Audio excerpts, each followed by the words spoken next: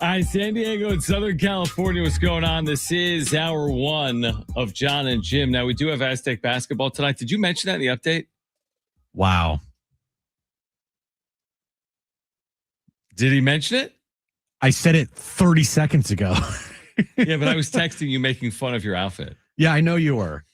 We have Aztec basketball at 7. I said it literally to start the update. I said San Diego State. I wasn't listening. I know. San Diego State, Air Force, 7 p.m. tip, 6 p.m. pregame. Listen to all the action right here on San Diego Sports 760. I wasn't sure if you said that today or the last update yesterday. Are you cold? Yeah, okay, that's where we're starting. Oh that's where we're starting. So it's 70 here. I was You just want me? You know what? Screw it. I'm doing it right now. Don't wait. Yeah, Don't let worry me see about the it. full outfit. Oh, you're taking the coat off. Yeah. Let me see the full outfit. I don't want you guys making fun of me. No, it's not making fun of. We're just you're looking making for fun of me. clarification. No, you're making fun of me. I just didn't take my jacket off yet. You're right. I don't want to make fun of you. I want to know, is that coat, because you're out east, right? Correct. Is that coat sufficient for the weather that you've been experiencing in Pennsylvania? What do you think, John? I don't think it is. And I think that the thing is, if you're going to wear, I'm going to sound like your mother, okay? Oh, jeez. If you're going to wear a coat like that when it's 20 degrees out, mm-hmm. you're going to get sick.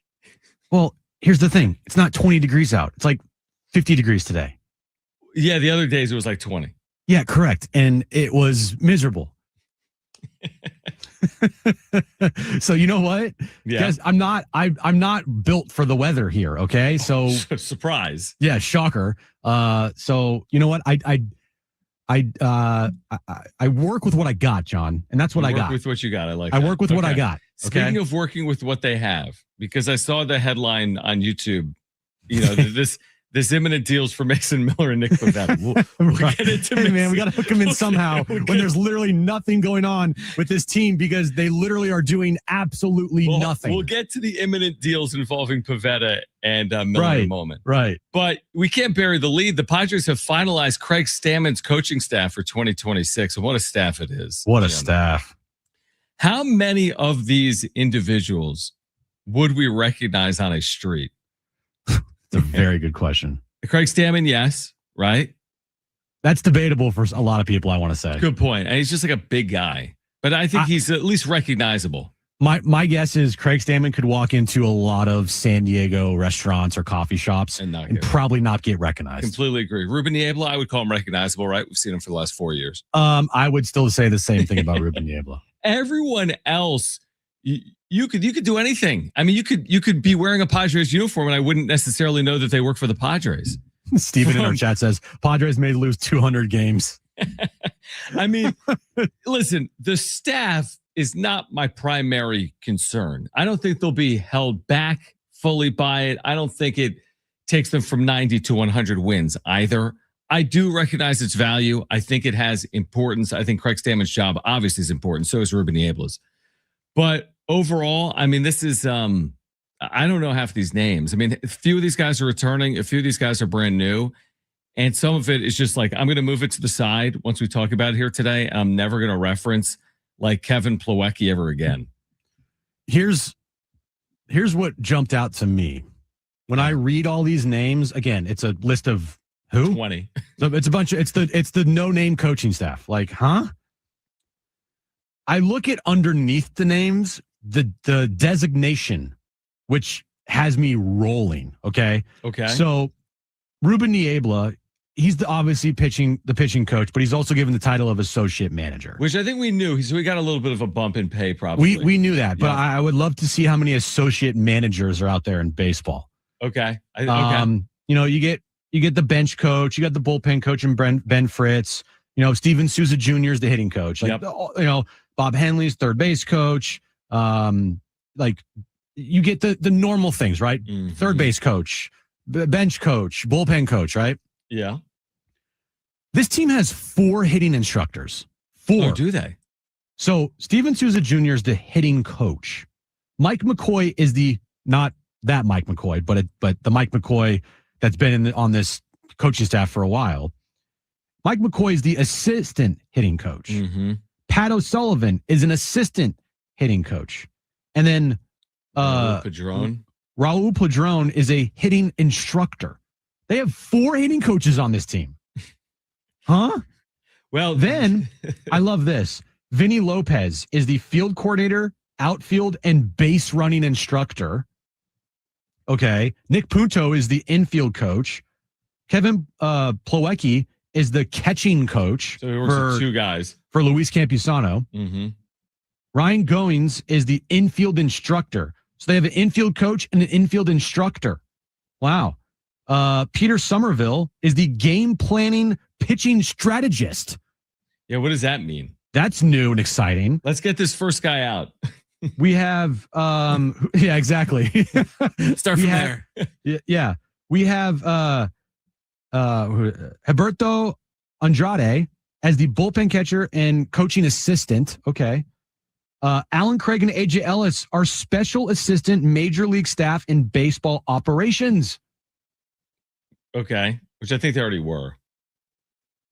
But still, we got 2, 4, 6, 8, 10, 12, 14, 16, 18 members on the coaching staff. 18. And 4 hitting coaches. Yeah, and I wonder, and does any of it solve Fernando Tatis Jr. going into a 3-month slide?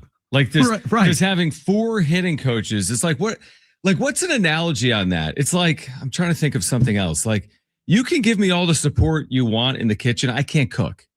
Like, I'm sorry. I could have an assistant cook. If you're not cooking for me, you can give me the ingredients. You can give me the recipe. If I can't cook, I can't cook. Now, this is different because these guys theoretically can hit better than they hit in 2025. But are you saved by Raul Padrón and Mike McCoy if you're Fernando Tatis Jr.? I would say absolutely not. Absolutely not. No. It's again, it all is going to fall square. And I don't want to hear in 6 months. I really don't. I don't want to hear how Steven Souza Jr. ain't it. I don't. And I don't want to hear how he's changed baseball's history about how they've revolutionized their offense. What I'm going to say is this. If Toddy gets off to a fast start, credit to Fernando Tatis Jr. If he gets off to a terrible start, that's on Fernando Tatis Jr. Simple as that. So Souza matters. Hitting coaches, of course, have importance. The manager matters. So does Ruben Niebla. But I'm so sick and tired of the blame game for the coaches as opposed to the players. Like, are we blaming Ruben Niebla because Dylan Cease sucked last year? Or did Dylan Cease just suck last year? Because Nick Pivetta didn't. And are we blaming whoever the hitting coach was last year? I forget who it was. Who was Victor Rodriguez? Are we blaming Victor Rodriguez because Fernando Tatis Jr. didn't hit a home run for 3 months? Everybody did. Everybody right. decides to blame the hitting coach around here instead of the actual players. And I did say after last season, look, if you're going to make a change, I get it. You're going to move on from Victor Rodriguez. Okay, I'm not going to fight it. I'm just not, right? Because whatever. But hey, the previous year, Victor Rodriguez was like the greatest thing since, hitting coaches that it's just the greatest hitting coach ever. Mm-hmm. Right? And then the following year he sucks as a hitting coach? Or was it the players not living up to their standard or their potential or like them just sucking? Like, can it just be as simple as that? Or is it truly a hitting and philosophy of the organization? Well, shoot, they got 4 hitting coaches now. The philosophy better be changed, and they better be better next year offensively, because if they're not, pick a name out of the hat, fire one of them. It's just like they're going to continue to go through this cycle over and over again. I just can't. 18 coaches.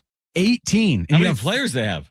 They have 26 players and 18 coaches. Good luck when you go to Chicago at Wrigley to fit everybody inside that dugout. I guess my ultimate point, and okay, maybe it's not fair to comp players that are like Hall of Fame caliber to what other players are dealing with, but why is it that Shohei Ohtani can like switch teams and not skip a beat on offense, or Freddie Freeman can skip teams and hitting coaches? Like we would like to believe that like the Machados and the Tatises and the Merrills are of a similar ilk, maybe not to Ohtani offensively, but are like top 10-esque hitters in their league when you're talking about the Machados and the Tatises. That type of player, that high of a caliber of player, should not have any type of impact who their hitting coach is, right? You shouldn't have a negative impact in your play because your hitting coach has changed. Manny Machado isn't supposed to be a different player when he goes from Baltimore to LA or LA to San Diego. It's on Manny Machado to produce. And by and large, he has been able to produce. the whole unlock Tatis conversation, and I think it's more about Tatis than everyone else. Bogart's bad contract. I don't put on the hitting coach. Machado is a consistent player by and large. Merrill's a young player. I expect him to get better off his sophomore year. It's more about Tatis to me. You could have 4 hitting coaches. You could have 4 everythings for Fernando Tatis Jr. If he hits, good on him. If he doesn't, his future in a Padres uniform at some point will be in jeopardy. I don't think it's in 2026, but massive year for Toddy to put up numbers like he did earlier in his career is what I would say. Trying to look to see the Dodgers coaching staff. Right. Oh, I'm sure they have 60 coaches, dude. They have every resource in the world. They have every resource in the world, correct. I'm just trying to find like their coaching staff. How many buses do they need? How many planes do they need? Right? Right. A lot to travel. I just feel like there's always a tweet every single year from the Padres. Like, we just finalized our new coaching staff. Right.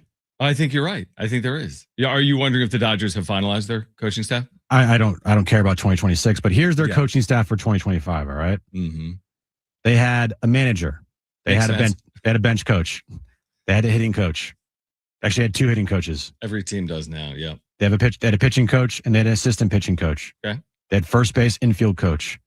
They had a third base outfield coach, a bullpen coach, major league field coordinator, and a major league development integration coach. So that is one.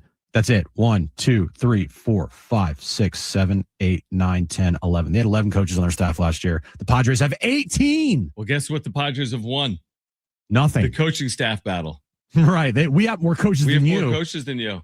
Yeah. And I don't think it does anything. I really don't. I mean, listen, I'm a knowledge is power guy. I believe the more you have, the more it can be advantageous to you, but not always. It's a see ball, hit ball sport, is it not? Also, I mean, you don't need 4 hitting coaches. Could you argue, hey, too many cooks in the kitchen's of course you can. Bad thing? And it's also like, are you paralyzed by all the information? We've got film, right. We've got StatCast, we have analytics, we have coach 1, 2, 3, and 4, and we have a manager.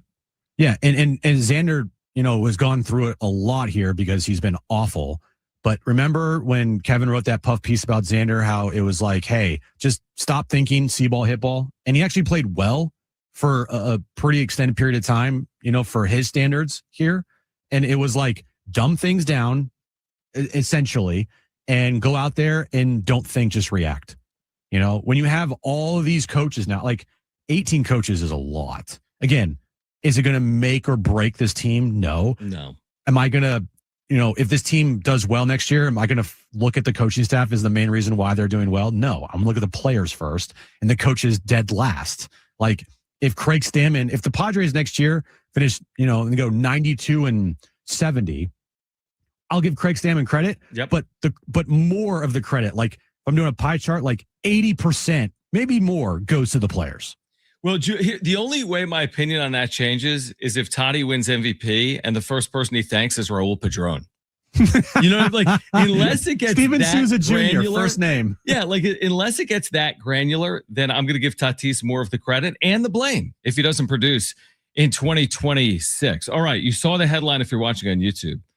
We have the latest when it comes to Mason Miller and Nick Pivetta's future in a Padres uniform for you.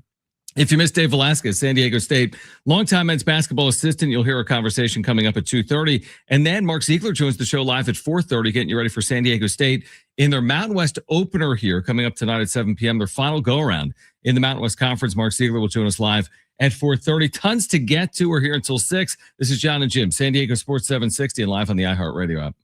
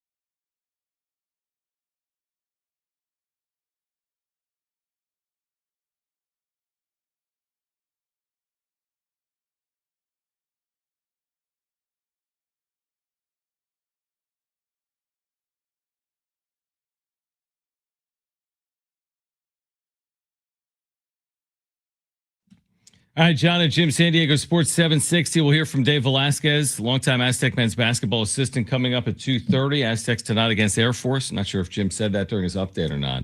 Earlier today. Are you a this is a weird question. I always ask you questions, right? You always preface by saying, this is a weird question, and then ask me a question. Are you a live stream guy? My live stream guy? What do you mean? Like, are you like one to, would you watch the construction of like a ballpark? No, I wouldn't. Well, I definitely would, by the way. Because you're a weirdo. The reason I ask. I would like tune in. I would just check it out, maybe. I would check it out. Yeah, like if the Niners are building a new stadium, or the Warriors, or the Padres, right? I would check it out for like 3 seconds. I'd be like, oh, cool. They've built like the ground from the ground up. It's going up. Because I remember when there was a live stream of Snapdragon, I checked it out. Yeah. Oh, I had it on like. Are you like watching it like not like nonstop? Yeah. I would have a second screen for stuff like that. Yeah, I love that. But the reason I ask is there's an article today in the UT, and I didn't realize this was newsworthy, but SeaWorld San Diego has announced the return of their Penguin Cam live stream. So you can watch the penguins. Excuse me? Yeah, they have penguins, and you can just watch them it says on phones, computers, and other internet devices. Is that weird? Like, what are you doing? I mean, just watching them? I'd watch that. You'd watch the penguin live stream. Jeff West has a good point in our chat. I'll do the same thing as Jeff does. Like, I like watching time lapses. Oh, I love a good time lapse, dude. So give me the time lapse. Like, give me when it's completed, and I'll watch the like minute 30 video, 90-second video of the time lapse from the beginning until the end. But no chance am I tuning in to watch live like updates. But so I'm with you on the construction. I think that makes sense. But is there do you see a reason to watch penguins? I mean, they're cute and adorable. Yeah, they are. And you could see penguins like playing around with each other, and that would be fun to watch. I don't know. Okay. You're going to get mad, John, but they do a hell of a lot more than pandas do. Oh, they're kind of a shot. They at least swim around and I would stuff like that. And they slide on their bellies down the hill. That's awesome. I'm just wondering. This one movie said they can break dance. Dude. Okay. I heard it. Well, this says, by the way, that people will be able to watch them resting, waddling, interacting with staff, and mingling. Yeah. Okay. Sign me up. I'd watch that. All right. Well, I'll send you the link when it's up. Thanks. All right. So speaking of a live stream, we're doing one right now on YouTube. You can search for John and Jim 760. The headline of today's live stream, Jim, and I'm curious as to why you wrote this, is basically the futures of Nick Pivetta and Mason Miller. I don't even know what it says, truthfully. What does it say? Tell me what the headline is for this video. It's literally right in front of you. Padres shopping Mason Miller and Nick Pivetta as Preller faces pressure to make a move. There you go. So what do you think of it? I mean, I think it's a very good clickbaity headline. Damn right it is. Now, my question is there any news, new news on Mason Miller or Nick Pivetta and the pressure that AJ Preller is facing? Let me answer that for you. I mean, I could do a headline like, hey, Wednesday show. Yeah, exactly. I mean, other people do that, and it's like, what are you doing? Right. But I like to give a little intrigue, and it's not. I mean, is it wrong? No, it's not wrong because it is like a perpetuity thing, right? Will they move Mason Miller? Will they move Nick Pivetta? Is that what you're saying? Those names have been brought up a lot recently, and I think whether it's a 5% chance or a 55% chance, I still think it's greater than a 0% chance that either of those players or maybe both of those players could move this offseason. Talking about Tatis and Lindor, those were 0% chance, moves. At least talking about Miller and Pivetta, there's a greater than 0% chance those guys could get moved.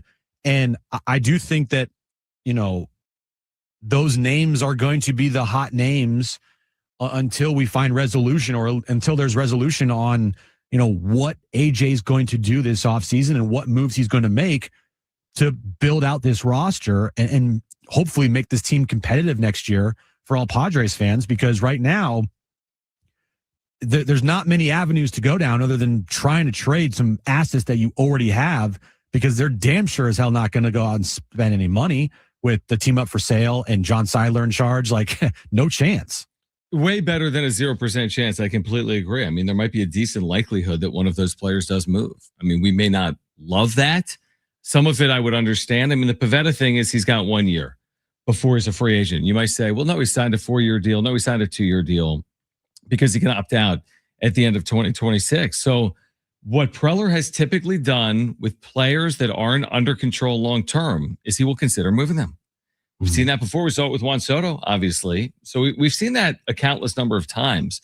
So, I wouldn't be, it's certainly well above zero. And I'm with you. The Lindor thing made no sense, is not happening, was never going to happen. But something like Nick Pivetta or Mason Miller. And the Mason Miller thing to me would be more perplexing because he's under contract for the next 3 years. And you just traded away DeVries for him. Yeah. But Pivetta, who was the other name we heard? We heard Laureano. We heard Jake Cronenworth. I mean, Laureano makes sense. 1 year. Cronenworth makes sense. And the whole argument, and we can get into this later in the show, the arguments for Jake and Ramon Laureano, those make a ton more sense if you're trying to compete in 2026 than Miller and Pivetta do. Mm-hmm. I mean, you could obviously get more for Miller and Pivetta, but are you getting better players than those players that you're trading away? Or are you getting just like a lump sum of players and hopefully one of them sticks? Well, I wonder if you trade away a player with 1 year left on his deal, can you get some control from whomever you acquire? I mean, that's the whole point of everybody wants pitching. And we saw what Nick Pivetta did last year, as did the rest of baseball. So I do think there's a good amount of value there to have Pivetta potentially for an entire season. Like, look what the White Sox did when they traded away Dylan Cease. They traded him before the season started. They probably could have gotten maybe more in season, right? But also he had more years left on his deal. Yeah. But I mean, you trade him before the start of the season, and what did Preller trade away? A top prospect, top pitching prospect, right? That was borderline major league ready. That's controllable for a long period of time, and I think that might be something that AJ's looking to do. Is, hey, Pivetta for 1, Miller for 3. Can I get maybe 2 pitchers and maybe a position player that are under control for like 5 or 6 for those 2 guys that can be in this rotation for long term instead of having Nick Pivetta for just 1 year? Well, this is what I do know. Preller is facing pressure to make a move. So he's facing pressure to make a move. So that's for sure. Stay tuned. And the Padres potentially are shopping Mason Miller and Nick Pivetta. Stay tuned. We'll get back to the Padres after we hear from Dave Velasquez, San Diego State, longtime men's basketball assistant, as the Aztecs get ready for Air Force tonight. And the number 1 team in the nation on Saturday, that's the Arizona Wildcats. So we'll hear from Dave Velasquez. On the other side, Mark Ziegler with more on the Aztecs at 4:30. We are here until 6. This is San Diego Sports 760.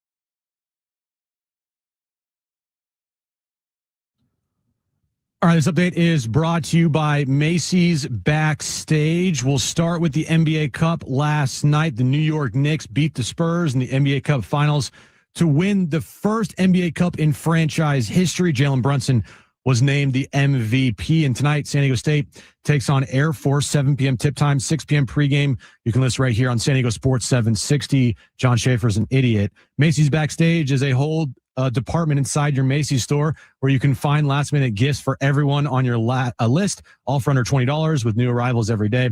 You never know what amazing deals you'll find. Don't wait. Find a location at Macy'sBackstage.com.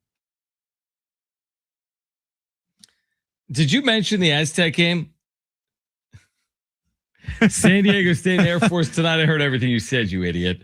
Well, good. Got your attention. It's the only way you're going to listen. Call you an idiot. If you missed Dave Velasquez, San Diego State longtime assistant to Steve Fisher and now Brian Dutcher. We had him on to talk about tonight and this weekend. We started the conversation asking about the progress the Aztecs are making on the defensive side. I mean, we're making strides on that end of the ball. You know, I think it's taken us time to get back to where, you know, we'd like to be defensively. And I think some guys with their injuries and not having enough time to get into a rhythm just because of everything that they were going through. I feel like now we're getting to more of a rhythm at practice, which allows you to then play better in games. And I feel like since we got back from Vegas, I feel like our practices have really done a much better job of having a focus on getting better defensively and taking more of a stand, taking more pride, having back the San Diego State mentality that's defense wins championships. And that's where we're at, right? We're trying to get to right now, and we're growing towards that every day. So Air Force tomorrow night, and then this upcoming weekend, you're facing the number one team in the nation in Arizona. You know, how easy or how difficult is it to keep your team on track here to make sure you don't look past Air Force tomorrow night, that you stay on the course here and make sure that you guys don't, look ahead towards, Arizona this upcoming weekend? One of the things is we're trying to win the Mountain West. And the other thing is that last time we played Air Force at their place, it took a game-winning basket. So there's not to me, it's one of those things where our guys have to understand, and I think they have done a great job of locking in on the scout.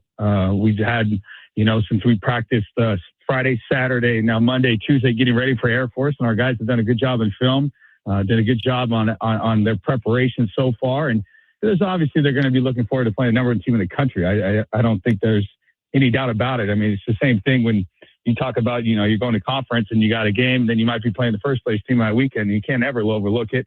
And I just feel like, that's part of having older guys and guys that have been in the program that understand, especially in league and even out of league, but especially in league, every game is important. And if we're trying to win the Mountain West, we got to start tomorrow on the right foot.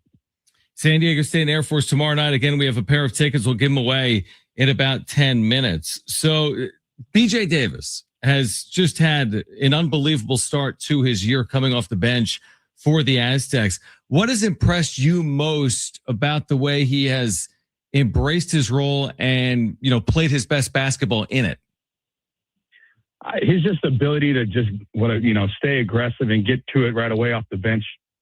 A lot of times for guys, it takes them a while to kind of get into the groove and the rhythm of a game. And for BJ, he comes in with the mindset of a scorer's mentality of playing downhill, putting pressure on the defense. And then when we score, he picks up that ball 94 feet, and he's just been able to really lose himself in the competition of the game, which is what you need, want every player to do, which is just come out there, make the absolute most of your minutes. And it's been interesting to see how consistent he's been in doing that off the bench, and everybody has a different role for our team, but for his role to be that consistent so far, and we got to continue to try to keep him that way. It's been impressive, and we're going to try to do everything we can to keep BJ in that same mindset and mentality when he steps on that floor. Inserting LZ Harrington into the starting lineup for you guys, how has that been, and how do you think he's handled, being put into that starter role? It's been good. I mean, for us, for LZ, he earned that spot in terms of when he coming in and as the point guard when he was coming off the bench, and he's done a good job of continue to stay who he is. And obviously, you're playing the point guard spot. It's a lot like a quarterback in football. You're driving the bus. So you're not just responsible for your own play, but you also have a lot of responsibility for his teammates. And, I told him the other day, every game writes a different story. And every, sometimes it's foul trouble. Sometimes it's, maybe the other team's doing something that's making you uncomfortable, but every game has this different story. You just got to stay the course, continue to learn. He's a freshman. He's a freshman playing around a bunch of guys that have had a lot of time out there, but for what he's doing as a true freshman, not a redshirt freshman, he hasn't been in college very long, but for him to come in and do what he's done, he's shooting the ball so well from the field right now. And, he's going to continue to get better at that point guard spot. And we have a lot of faith that his best basketball is in front of him. Dave Velasquez, San Diego State men's basketball assistant, with us right now on John and Jim. Again, we'll give away Aztec tickets in the next handful of minutes for tomorrow night. We've touched on this. You've talked about it ad nauseum all year and off season. The depth. And right now, I think the Aztecs are averaging 42.5 bench points per game, which is insane. It's one of the top totals in America. Can you speak to the complexities, though, like the benefits of the depth, but also the challenges of the depth right now and moving forward?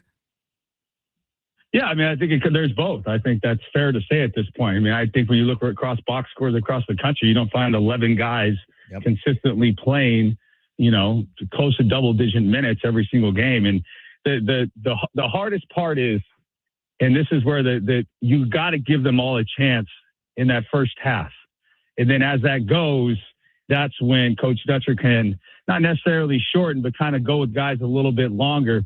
And what ends up happening is those first guys, some of them might have been playing pretty well or might need to play longer. But if you're being honest and giving everybody, who's earned the right going into that game opportunity to play, it sometimes can get in the way of some of the other guys that might be out there playing. Now, it's something we're continuing to manage. It's something that we're continuing to look at. But with what you had just said, it's obviously working to a degree. Yeah. I think it's I don't know if this is a fact or not, but I heard Coach Dutch say the other day, I think we're number one in the country with points off the bench. I don't know when that became a bad thing, and I think that's, to me, that should be looked at as a positive. And again, you have to realize too, right now we have, those 11 guys are healthy.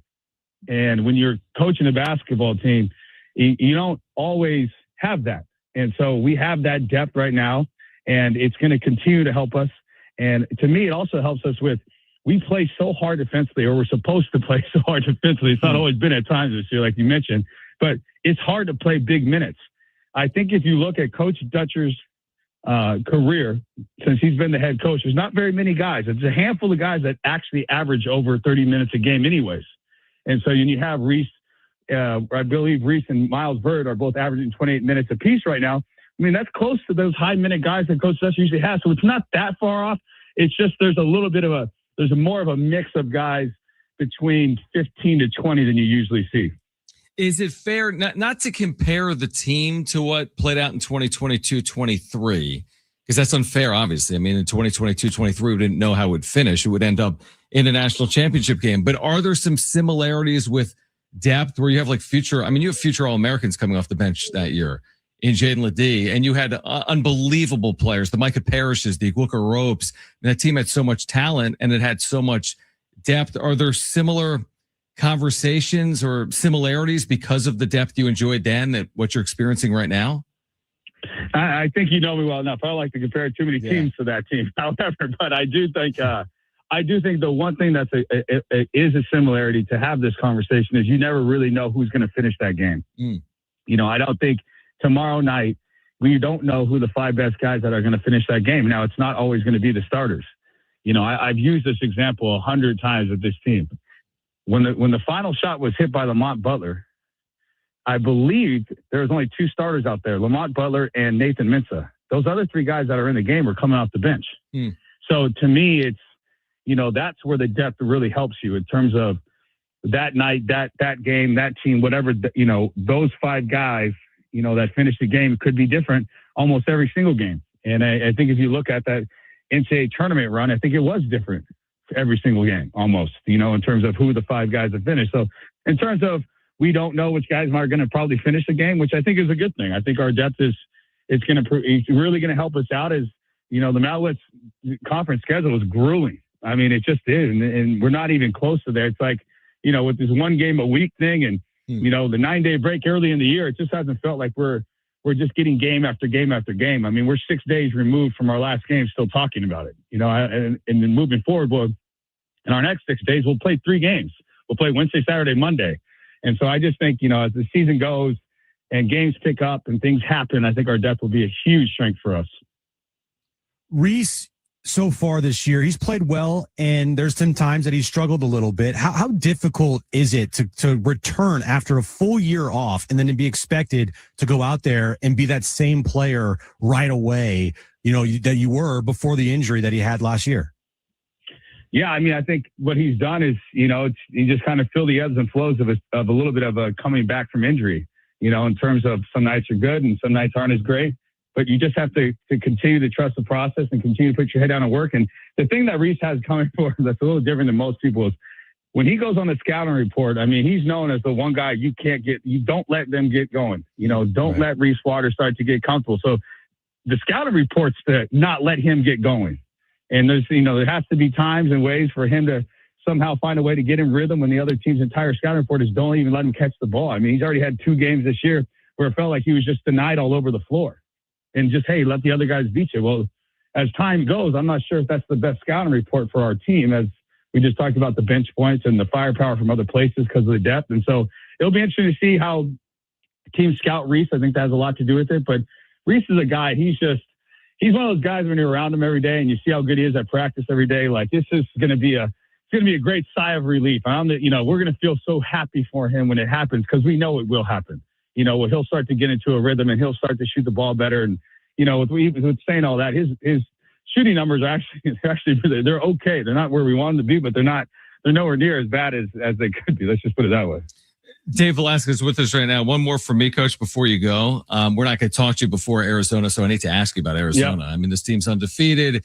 They've got all the top 25 wins. They've got the youth, but they've got the experience. And then I just think about San Diego State and Arizona. I mean, some of the great back and forth games and what they've meant. I go back to Maui or 2011 and 2014. I guess just, from 30,000 feet, just this game coming up on Saturday, it's a huge opportunity, obviously, for your program to take on what right now is the number 1 team in the country in the Wildcats. If we're going to talk about old games, let's talk about the time where Tim Shelton took 6 charges and we won at Arizona. There's been some exciting basketball played against with both teams, and they're no different than they've always been. And it's gonna, they're gonna be super talented, and they're really good offensively, and they play really hard defensively, and they have talent all across the board. And it's one of those games as a coach, you get so excited to play almost because you know how locked in and how excited and how at that shoot around you got to almost calm your guys down a little bit, and say, hey, let's we got a game tonight. Let's not get too fired up. And it's a great opportunity for us. And like an old Coach Steve Fisher line, opportunities are seldom labeled, and there's others that come with a big red bow on it. And with Christmas coming around the corner, I felt like that was appropriate because this Arizona game is coming with a huge opportunity for us with a big red bow on it. Great conversation with Dave Velasquez yesterday right here on John and Jim. We're going to hear from Ken Rosenthal on the other side. Ken Rosenthal on the Padres' chances in 2026. And then we're going to get to the NBA Cup. Was it a top 3 NBA Cup ever? Was it a top 3 NBA Cup championship game ever? We'll top tell you. 3? Wow. We'll tell you coming up later on John and Jim. Stay with us.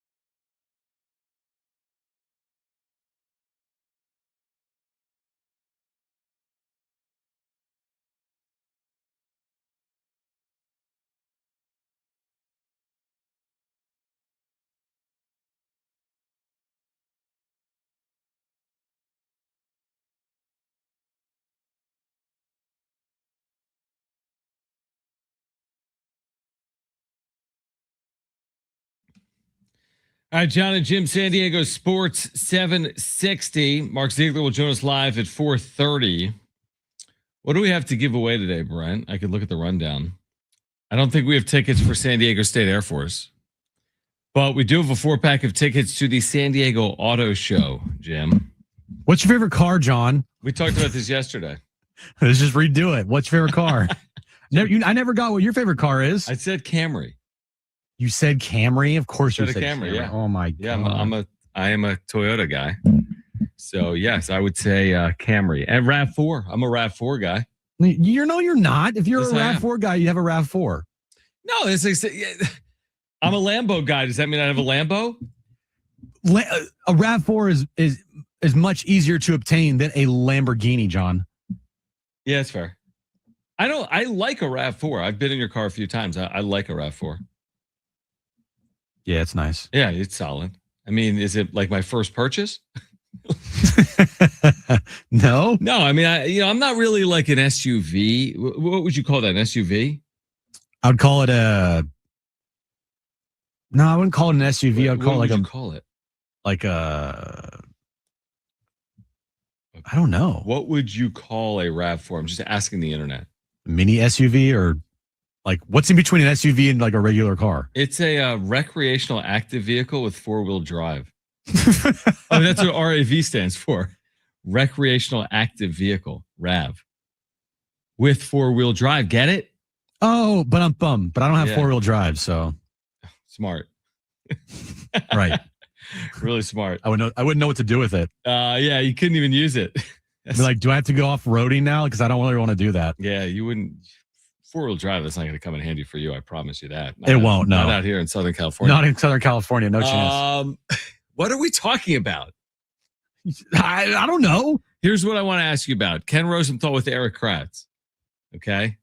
What do you got? He's on foul territory, and they've got this back and forth about the Padres. Are they willing to take a step back in 2026? Listen to Ken Rosenthal. Are they okay taking a step back for this season? Because we saw that earlier with AJ Preller early in his career when he brought in all these guys and then he had to get rid of some of them to then build for the next season. Is that a possibility? Or has he said, no, I'm keeping pedal to the metal, win this year, next year, and the following years? He hasn't said either. But my expectation, Eric, is that he wants to keep going and keep competing. That is his personality. He is in a different situation now than he was in those early years. This is a team that draws 3 million. It's a huge force in San Diego, incredible success story from that perspective alone. And they intend to compete. And AJ Preller is a competitive dude and he wants to compete. So I don't see them taking a step back. And if you take a look at it, think about it. They've got Machado, Tatis, and Bogarts to huge contracts. Why would you be taking a step back with those guys still in play for you? So I don't see it happening. Now, maybe in a couple of years when Machado and Bogarts are that much older, you think about such a thing, and maybe they would love to offload a Bogarts contract right now. But as far as taking a step back, that's not what I see them doing at all. I heard title. Turn on your mic, idiot. I heard blockbuster after blockbuster move and massive signing after massive signing. Bring on Bo Bichette. Bring on Kyle Tucker. Bring on Framber Valdez. Sign JT Realmuto. Who else you got out there? Michael King. Bring him home. Bring back Michael King. Bring him home. Yo, I'm looking at what? 117 win season in 2026. Well, I do agree with Ken Rosenthal. Why on earth would you go down the path of having this roster with these payrolls if you're not trying to win and trying to compete? I don't think there is a step back. Like that is A, not wise, and B, an impossible sell. Hey, we moved Pivetta, Miller, Morahone, but trust me, wait till you see what 2027 is going to look like, because look at this return. Mm-hmm. Like that's a hard sell to me. You can't sell that when you've already made, as an organization, the commitments that you have made with Tatis and Merrill and Machado and Bogarts. Like those 4 players alone and the contracts that you have handed out to those 4 players. And, oh, by the way, also trading your number 1 prospect in your organization for a closer. You have no choice but to always, for the foreseeable future, be in we have to compete now mode. Like, there's no taking years off here. There's no taking a step back to take a step forward, because that ain't going to fly with this Padres fan base, nor should it. Like, who wants to hear, hey, by the way, we're taking a year off, or at least we're taking a little bit of a step back so we can take a step forward? Like, what? No one. And I don't always buy that. Like, trust me, we'll be good in 2 years. No. There's a lot of examples of a team saying, trust me, we'll be good in a year. And it's like the team isn't good. Like 10 years later, they're saying the same thing. I mean, that's like the 2010 Padres. The 2010s. When you think about, or certainly the second half of the 2010s, like, no, like, I need them to do it right now. And I'm completely with Ken Rosenthal when he's talking about like a Manny Machado specifically. I mean, you got to win right now if you have Manny Machado. And by the way, it's not going to fly with Manny Machado either. He was already barking at spring training or at Fan Fest last year because they didn't re-sign Profar and they didn't bring back Higgy, and he was not happy about that. He definitely made his voice be heard. I was there. He was like, yeah, not good, like just not happy, And they went out a couple weeks later and they signed Nick Pivetta. So Manny's not going to say, oh yeah, everything's fine. We'll trade away Miller and Pivetta and we'll take a step back because, no. The players, they think about winning now. They don't think about 3 years from now. Like the general manager has to think about.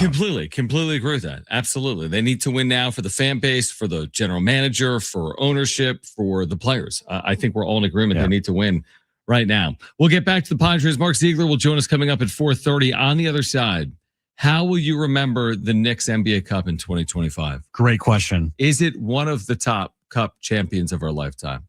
We'll get into the ramifications on the other side. It's certainly top 3, if not top 4. We'll get into it on the other side. Hour 2 of John and Jim on San Diego Sports 760, live on the iHeartRadio app is next.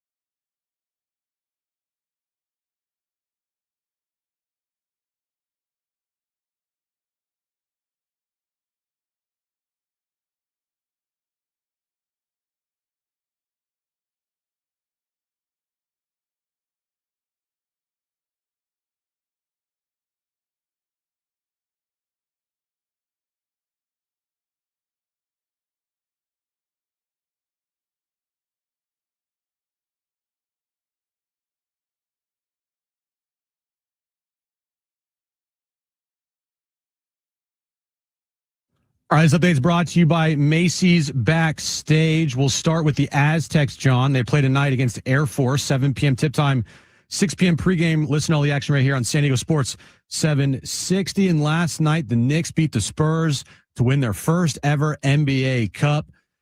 The first one in franchise history. Jalen Brunson was named the MVP. Macy's Backstage is a whole department inside your Macy's store where you can find last-minute gifts for everyone on your list, all for under $20 with new arrivals every day. You never know what amazing deals you'll find. Don't wait. Find a location at Macy'sBackstage.com. Getting you all set for that drive home. Let's just start the show. Here's John and Jim. All right, San Diego and Southern California, what's going on? This is hour 2 of John and Jim. We're getting you ready for Aztec basketball tonight. Did you mention the Aztecs in your update? No, I didn't. Okay, Aztecs and Air Force tonight at 7. Do you know who's doing pregame tonight, Jim? There's a trivia question for you. Good question. I don't. Well, why don't you guess? Fletch? Is he solo or is he with a co-host?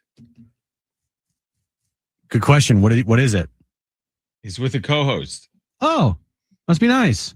You? No, it's who is you. it? They didn't tell you? Sammy. Oh. No, it's you. You have a long Me? career as an Aztec pregame host. I didn't know that. Some of your best moments on this station.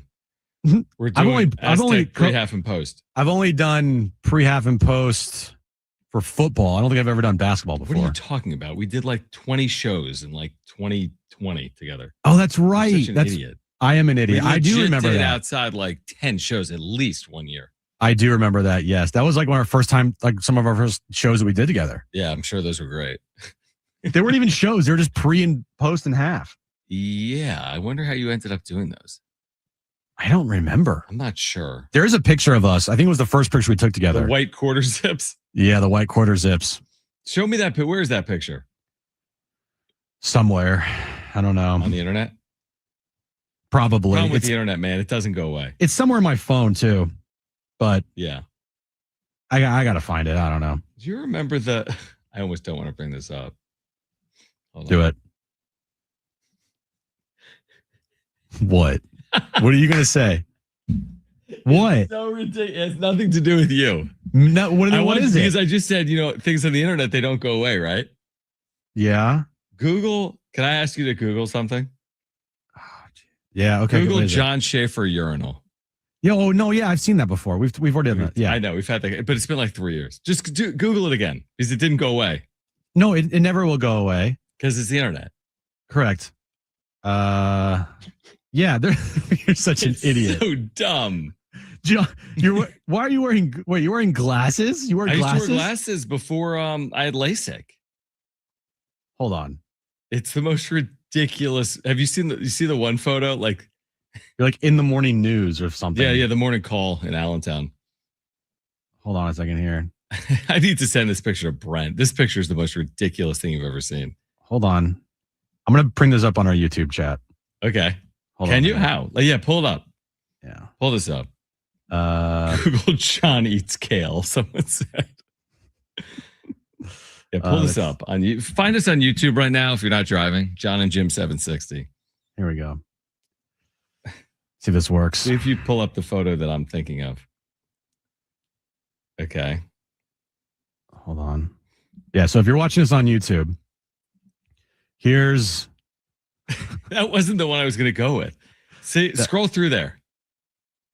this one. So John's wearing glasses at a urinal. It was to promote a urinal video game at a minor league baseball stadium in Allentown, Pennsylvania. Keep scrolling. What is Okay. that?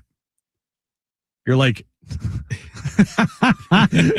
you look so weird. Do I? Yeah. I kind of do. Oops, You I look like can't- you're voting only in a bathroom. Definitely. I definitely do. It was a different time. It was like pre-COVID, pre-internet. How did you me. get onto this? How did I get onto this? Like, how did you think of this? Because I don't know. I just said something like you can't get rid of the internet or so. I don't even know. But anyway, the moral of the story is I don't know if those ever took off. Have you ever been to a urinal that's like a video game? No. So I guess it never took off. I think they were actually somewhat popular in Europe, but you kind of understand the concept, right? I understand the concept, but at the same time, like, let's just run through this here, all right? Okay, well, let's run through it. Average time to go to the bathroom at a urinal. I would say 30 to 60 seconds. Okay. Would you agree? Yeah. Yeah. I'm not thinking about playing a video game for 30 or 60 seconds. I'm in and out. Like, this game better be the quickest video game imaginable. Well, it's like soccer. It's like, what do you mean like soccer? The game was soccer. It's like, so 90 minutes. I have to sit at the urinal for 90 minutes. It was like a goalie. It's like, can you get the ball past him? Okay. It doesn't take more than it's not a lot to it, you know. Morrison in the chat says, quote, "It was a different time," said the 87-year-old man at the urinal. You are an 87-year-old man stuck inside of a 43-year-old body. I kind of am. You like Camrys, you like vanilla pudding, you like vanilla ice cream. Vanilla pudding. I haven't had it forever. You like tofu. I love tofu. What else do you like? That's like you like kombucha. Yeah. I'm not. You act like I have Diet Coke. Ooh, live a little. Watch out for this guy over here. Pretty crazy. Drinks Diet Coke once a day. Okay, so I got home last night. We can switch gears if you want. I got home last night and I turned on the NBA Cup as I promised I would, and it was a pretty compelling game. I think I turned it on late second quarter, and maybe the Spurs were up a little, and then they were up basically the entire third quarter. I think they led by 10 or 11 late third quarter. And then I put Jones to sleep and I came back out and the Knicks were up like 5 and the Knicks ended up pulling away and winning their first ever NBA Cup. Now, you saw what Madison Square Garden said today. They will not hoist the banner. Good. So, I think the building was like, no. We've got a lot up there and this ain't it, guys. It's not going up. But we also don't have a lot up there for the Knicks. So there's not a lot up there for the Knicks. I think the Liberty have more stuff up there. Yeah. I think the Rangers have way more stuff up there. I mean, Billy Joel has banners up there for sellouts. Really? Yeah, really. So do you respect that? Because the Lakers and Bucks put them up. MSG will not put it up. I'm curious to know if our good friend Darren Smith is okay with this, because if there was one Knick fan out there last night that celebrated this NBA Cup win like it was a legit championship, it was our good friend Darren Smith. And he was in the building, right? Actually went to Las Vegas to the NBA Cup Finals at the T-Mobile Center. I believe that's where it was at. T-Mobile Arena. Whatever. And celebrated and was posting all over his Instagram pictures of the Knicks winning the NBA Cup last night. So I'd be curious to know if Darren wants a banner raised. I think it's a good idea not to raise a banner, personally. But maybe there are some Knicks fans out there that want to treat this like a championship. Like a championship? I don't know if even the most ardent Knicks fan wants to treat I don't it think like so a either. championship. I think there was a little bit of joking around in there when Darren was posting all those pictures last night. Even though he said it was the greatest moment of his life to me. Did he? That's amazing. He did. I mean, what I would say is if you are a Knicks fan, maybe it gives you some amount of optimism for a few months from now, just in terms of what's possible. Like, they've had a good year. All of a sudden you look up, they're 19-7. And they win against the Spurs, I think, is a good win. Now, I don't know if it makes them more likely now to make a deep run in the postseason in 5 months. But I mean, here's what I would say. If I was a Knicks fan, I wouldn't scoff at it, but it also wouldn't be, I don't think it would be life-changing. I'd celebrate it, but I wouldn't celebrate it like the postseason. So let's look at the last 2 NBA Cup winners, because there's only been 3 NBA Cup winners. We have the Lakers, Bucks, and Knicks. Did they all go on to win the NBA title? Let me answer that for you. No. Did the Lakers make the postseason? They must have. I think they missed the postseason, or they got eliminated in the first round. The second half of the year that year, Yeah. they were so bad. They were bad, and the Lakers raised an NBA Cup banner. Yeah, I can't believe that. Either can I. I just did the Bucks raise an NBA Cup banner? I think they did. I They read did? today the only team that hasn't done yeah. it is the Knicks. Well, I think the Knicks are going to start a trend here where teams aren't going to do that. They're just going to say, hey, look, we won, and that's it. Do you think will we live in a world where there's a parade at any point for a cup champion in the future? Oh, I hope not. Like no, if the Clippers, God, no. if the Clippers won it, would you advocate for a parade? No, the Clippers? Yeah, because the Clippers haven't done anything ever. Who would No. go? What if the Clippers, like, we won the title, we're having a parade? How many people would be at that parade? Not that many. 12 people? Yeah, I don't even know if the team would be at that parade.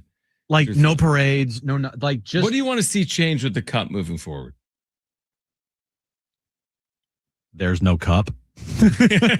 Eliminate it. Just eliminate it. Because, I mean, look, full transparency, like, You didn't watch? I didn't watch the second last night. What? I didn't watch the second. This game was must watch. I had other things I had to do. But Like what? just things. I had things to do. Okay. Like, it doesn't, for me personally, it doesn't have any like intrigue to the point of like, I have to figure out a way to watch the game. There's nothing there that intrigues me. Now, again, I'm not a Knicks fan or a Spurs fan. So maybe, Darren, who is a Knicks fan, decided to go to Las Vegas to watch. My guess is because the tickets were pretty reasonable, right?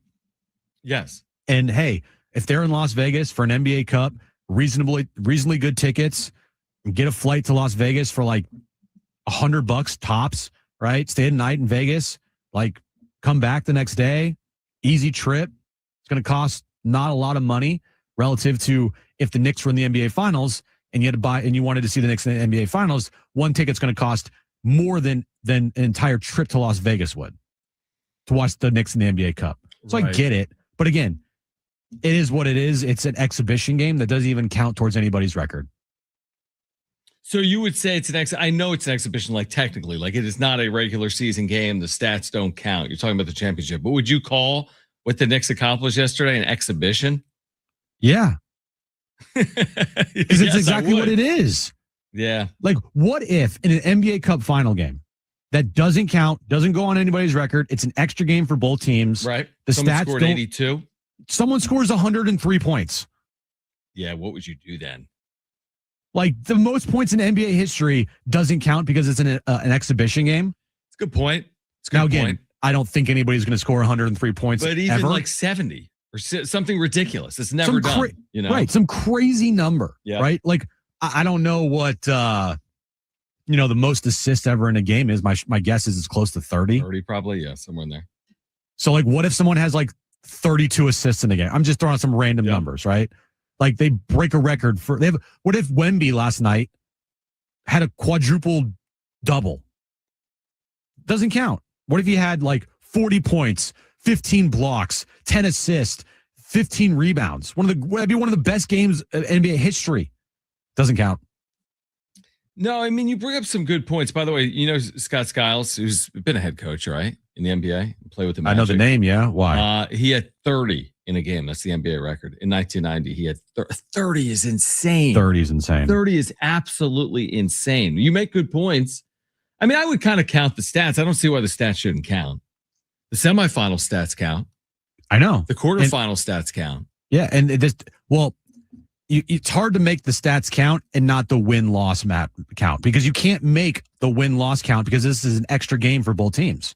Right. So if you made the stats count, you would need to make the win-loss count, and then both teams have played an extra game, and that would mess up with standings and everything. So you can't do that. So you like literally cannot have anything count from this game because if you did, then every other team would need to play an extra game. Yeah, which we don't need. We don't need more regular. No, we don't. No, we don't. All right, we're going to get back to the Padres coming up. Mark Ziegler is going to join us at 4:30. Mr. Beast has an idea, Jim. No, maybe say Mr. Beast joins the show. No, that would be amazing. Someone has an idea for Mr. Beast to forever change college football. Oh, perfect. And we will share it with you on the other side. This is John and Jim, San Diego Sports 760 live on the iHeartRadio app.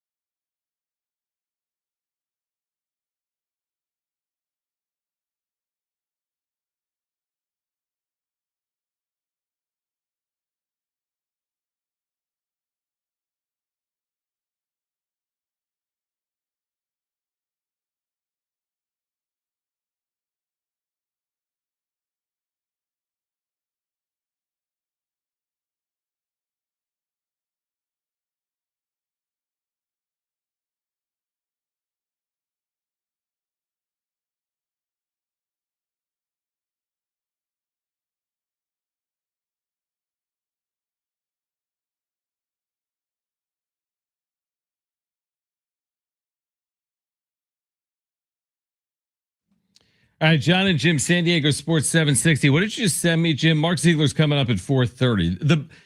Brent would know more about this background-wise, right? The Bears are in the process of renovating or building a new stadium, or they want to, right? They're Soldier Field, and they want a new stadium. Is that correct? Yeah. So is this a little bit like we talked about yesterday with San Francisco or a little bit? Chargers. So what are they saying? That they're considering moving outside of Chicago to get this project done? So in a letter to season ticket holders, Bears president and CEO Kevin Warren, former Big Ten commissioner, says that Illinois state leadership told the team its proposed stadium in Arlington Heights won't be a priority in 2026. Warren says, consequently, the team will expand its search, including Northwest Indiana. Northwest Indiana? Oh, the Northwest Indiana Bears. Oh, perfect. Okay. They're bluffing. They're bluffing. Of course they're bluffing. So Arlington Heights, Brent would know better than we would. That's not far from Chicago, but it's outside the city, correct? It's what they would call Chicagoland area. Yeah. Where Indiana, how far would it be to get from Chicago to anywhere in Indiana? It's not very far. That's why there's so many like Notre Dame fans and stuff. Yeah, that's right. That's right.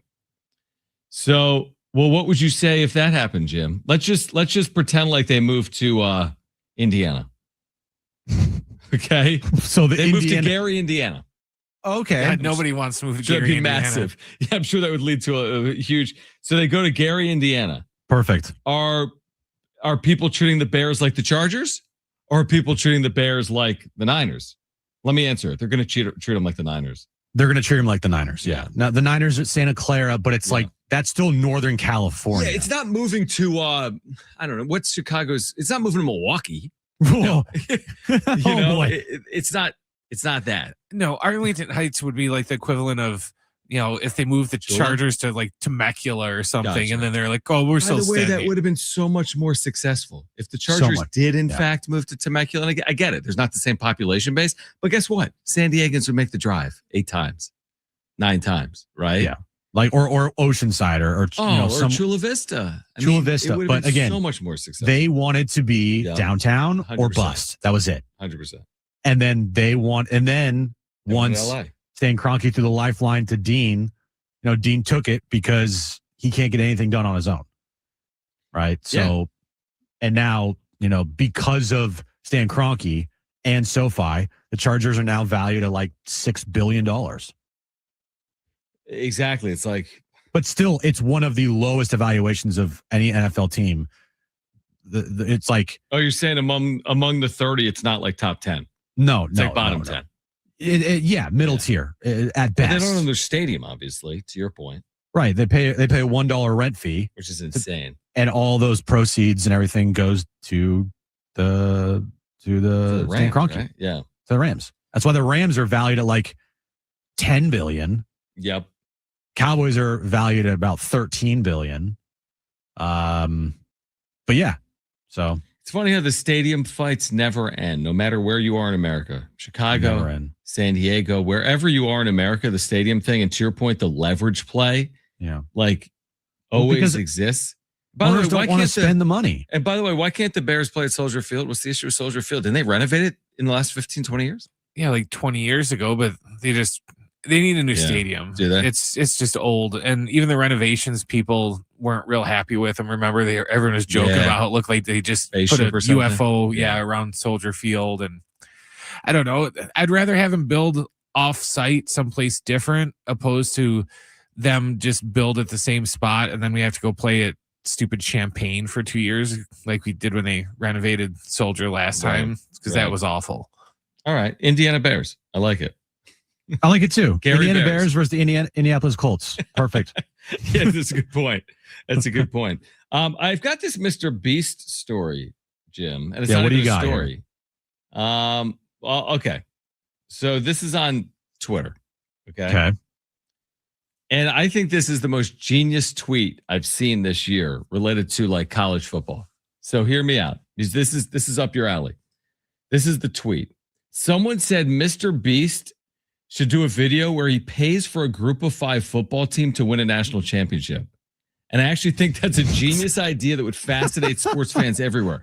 So if he just took like $35 million and said, Marshall, Anything you need is covered. You need a $6 million quarterback? I have you. You need a $1 million edge? You are covered. We will put every possible resource into Marshall football. You will make the playoff. And when you get there, you will compete and win in the postseason. Do you like that idea? What if they didn't? Yeah, but what if he just kept doubling down? I mean, even if it took 3 to 5 years, what if it took I mean, there's a scenario where with real money, you could probably win like a national championship, right? Or maybe win playoff games. Potentially. Maybe. Right? Maybe. I think it's a fascinating idea. It is. Because all Mr. Beast would need to do, by the way, his name is Jimmy. Did you know that? Yeah, that's right. I did know that. Yeah. All he would need to do is basically make one YouTube video, and then it would pay for, that's what I'm saying, a full season of NIL. And what if you made multiple videos? Again, that would pay for then some. I mean, Right. I'll just go to his page right now. Yeah. All right. How many? He's got the most followers in the world, I think. Right. Hundreds of millions. I mean, have you seen his veneers lately? Like, geez, What bro. is that? His teeth? You have all this money, you couldn't get good veneers? No. Why? What's going on with his teeth? They just look awful. They look Really? very weird. I didn't realize that. Yeah, they just don't look good. Why don't we do videos like Mr. Beast that get millions of views? Jim? Because we don't have like the money to do it. Okay. All right, so he's made 930 videos in his entire And didn't it take him career here. 100 videos to get 1,000 subscribers? Something like I think that. so. Yeah. I think so, because he was just like at his computer, like, I'm going to count to 1 million, like, or whatever. That's the ridiculous concept. It is, but it Yeah, got I love so it. many views. I love that. He has 454 million subscribers. How?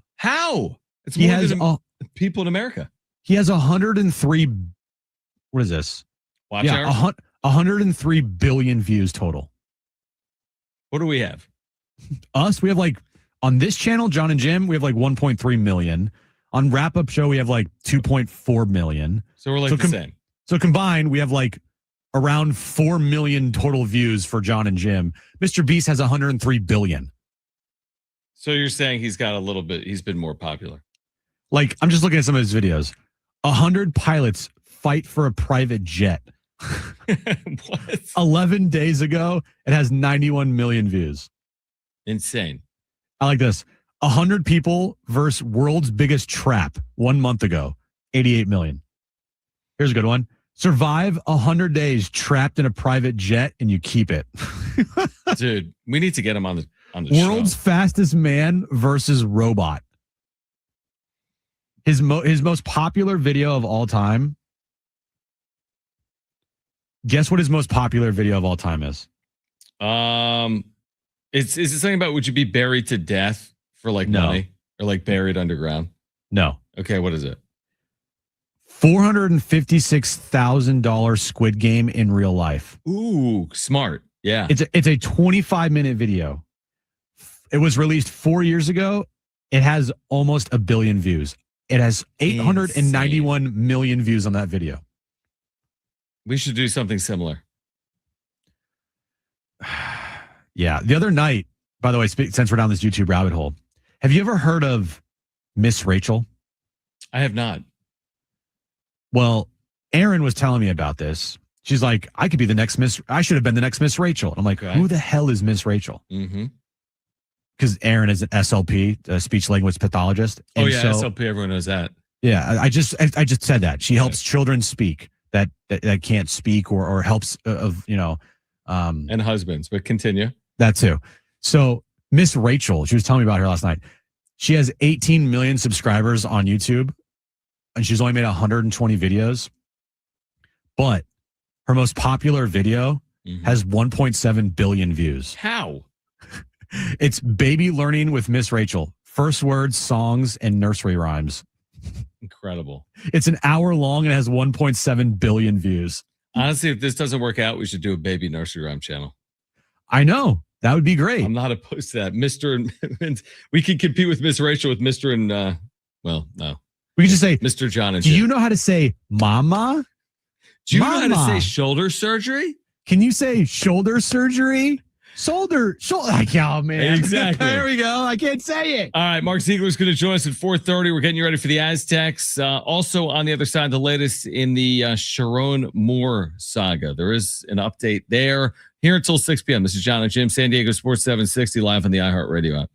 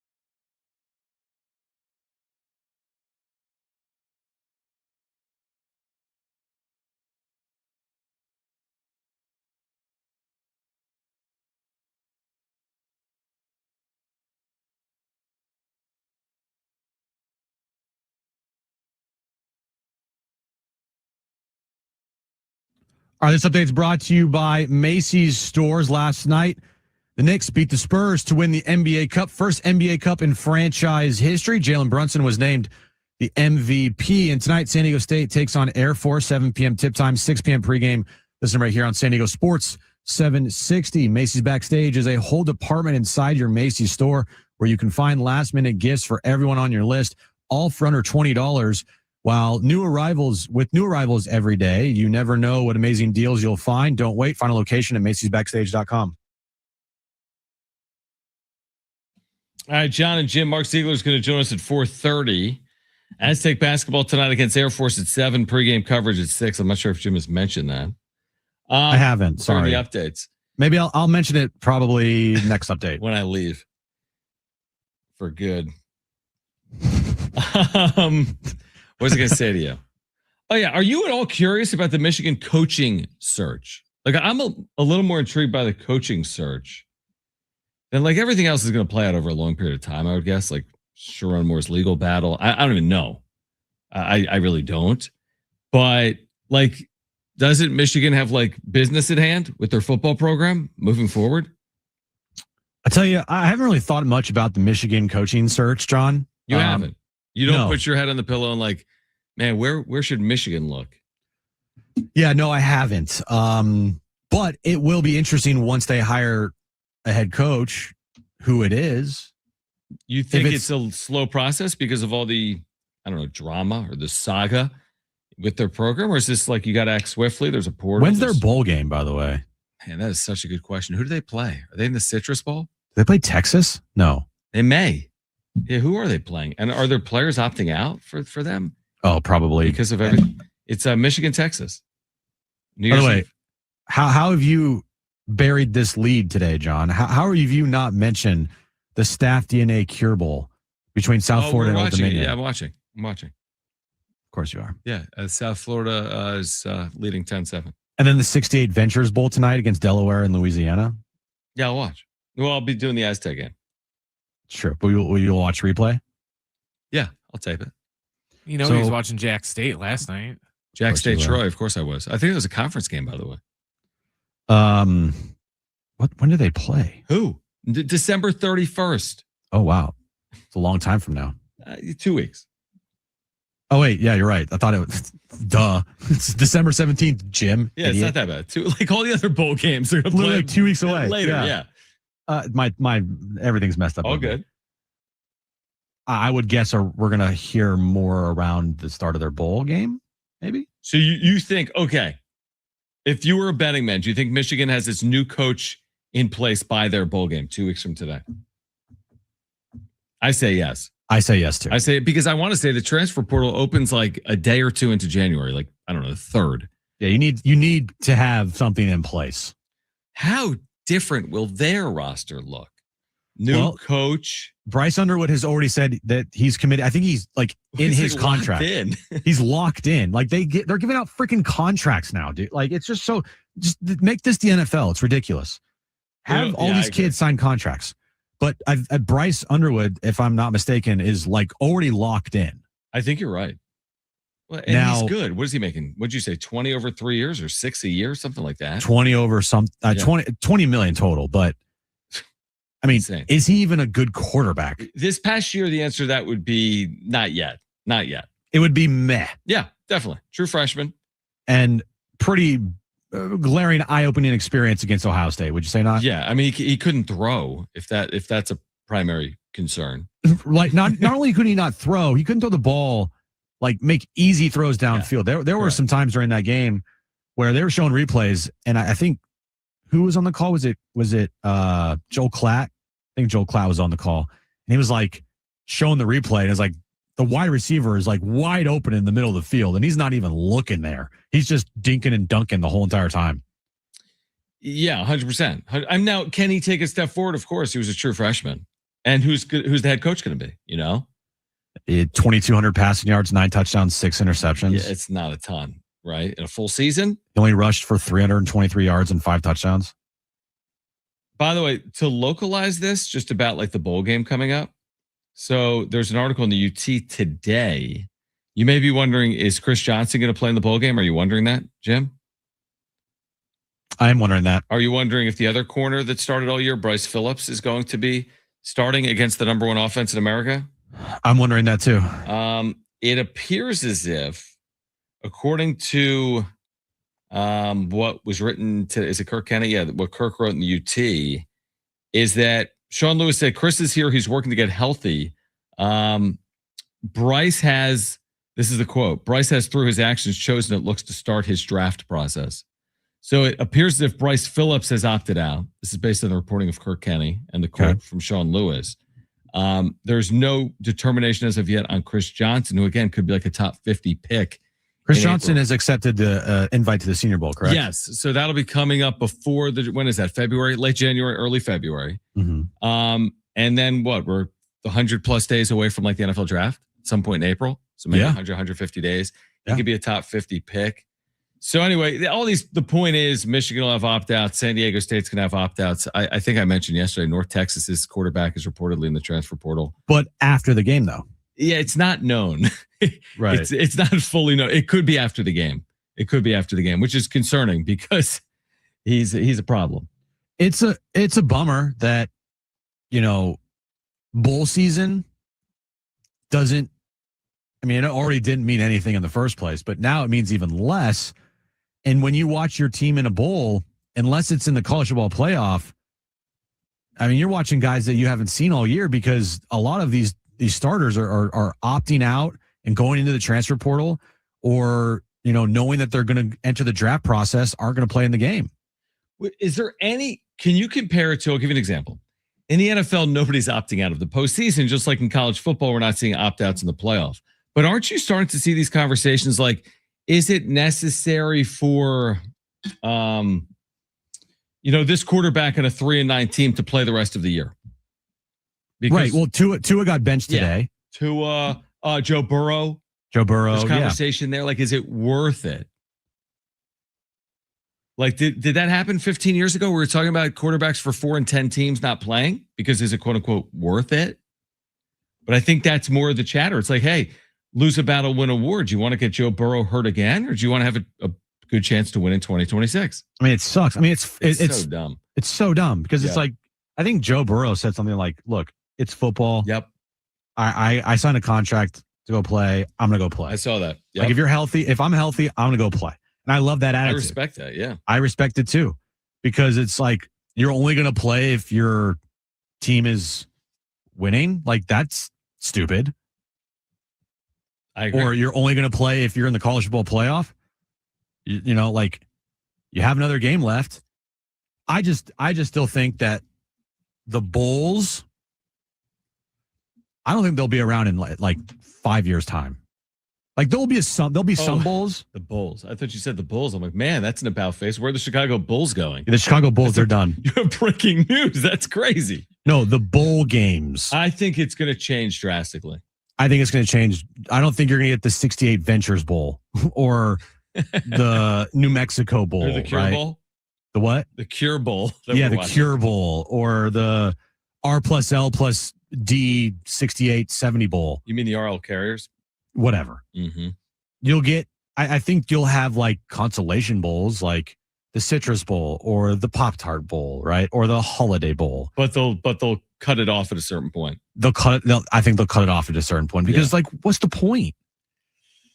With the opt-out, I'm not sure. You bring up a good point. I'm really not sure. The opt-out and the NIL, and not the NIL, but what I meant is the transfer portal and NIL has made bowl season literally irrelevant. A lot of it has become irrelevant. Would I say is Michigan, Texas irrelevant? It'll get viewers. It's not in the playoff. It's not what it used to be. So, I understand that. I understand what you're saying. I do. All right. Mark Ziegler is going to join us at 4:30. We'll talk about tonight, San Diego State and Air Force. How quickly we forget last year between the Aztecs and the Falcons. We can get into that coming up. The latest with the Padres here until 6 p.m. Aztec pregame will begin at 6. This is John and Jim. San Diego Sports 760 live on the iHeartRadio app.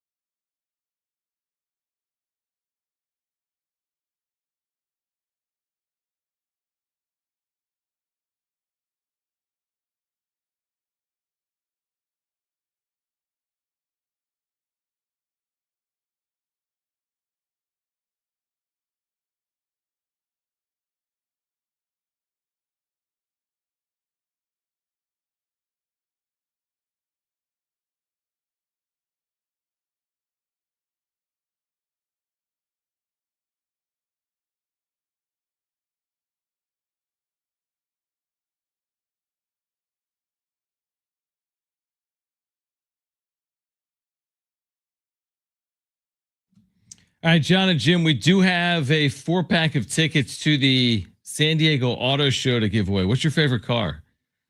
San Diego State. I'll answer that at 6:01. State in 2026, the format for the show will be what's your favorite car? It'll be right. It'll be more of a mechanic theme. Yeah, we're going to go the car route. I don't become a car show. I don't hate that. We do have a 4-pack of tickets to the San Diego Auto Show. Do you want to give those away in like 7 minutes, Jim? I would like to give those away in either 6 or 7 minutes. Yes. All right, so we'll do that. It's the San Diego Auto Show. It's back 4 days at the Convention Center, January 1st through the 4th, where you're going to find the latest brands, test drives, all new EVs, and fun. Tickets can be purchased. In fact, they have to be purchased online.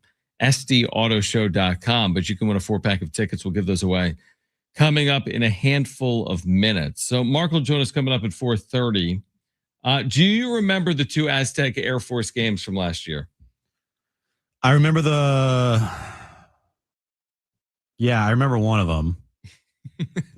One of them was when, they were basically left for dead. They should have lost the game at Air Force. Wayne McKinney, coast to coast. 3 seconds. Game-winning layup. With, I think, under 4 seconds on the clock when the play started. Yeah, wild. And then the other one at home, let me take you back, and I'm pretty sure this is accurate. Well, I know it is. I just don't know. I'm pretty sure there were boos in Viejas Arena. It was 20-8. Yes. Air Force with 11 minutes to play in the first half. San Diego State took a timeout. Now, here's the however. The final score was 67-38. Air Force scored 18 points in the final 31 minutes of the game. Is that good? And the Aztecs won 67-38. But the point is the point. They gave them problems last year. Now, last year. It was last year. The Air Force went 1-19 in the conference, and San Diego State needed Wayne McKinney at the buzzer, and they needed to overcome that 12-point deficit. So I ask you this. It's a long way of me saying this. Are you worried? Oh, boy. About tonight? Sure. I think I can categorize this Aztec season so far as every game worries me now, just because of how they played so far. Okay. Would you feel the same way? I know you will. You always feel that way, no matter if they're undefeated or not. National championship, I was worried about like the game against San Diego Christian. Right. The school doesn't even exist anymore. Correct. But, losing to Troy, okay? And then, Michigan's blown on everybody, so I really don't know if I could put that there. But, I think Baylor, that loss was not disappointing. It was disappointing, obviously, because they lost, but it was just like they had a lead, and then they kind of collapsed late in the second half. What's Baylor been doing? You've been following them? Should I be? No, I'm just wondering like how they've played since, like to your point, like since that game. Yeah, so after they beat San Diego State 91-81, yeah, they beat Sac State 110-88. Okay. They lost to Memphis 78-71. Or did they? Okay, interesting. And they beat Norfolk State 97-67. Okay, so they haven't really done much. No, not much. They're 7-2 on the year. 7-2, yeah. Okay. Not bad. Right. But not great. I look at the San Diego State's game here, against Lamar. They had a 10-point lead at half. They put up 51 points, which was great, but still giving up 41 points in a half, like not ideal for a Brian Dutcher coach team.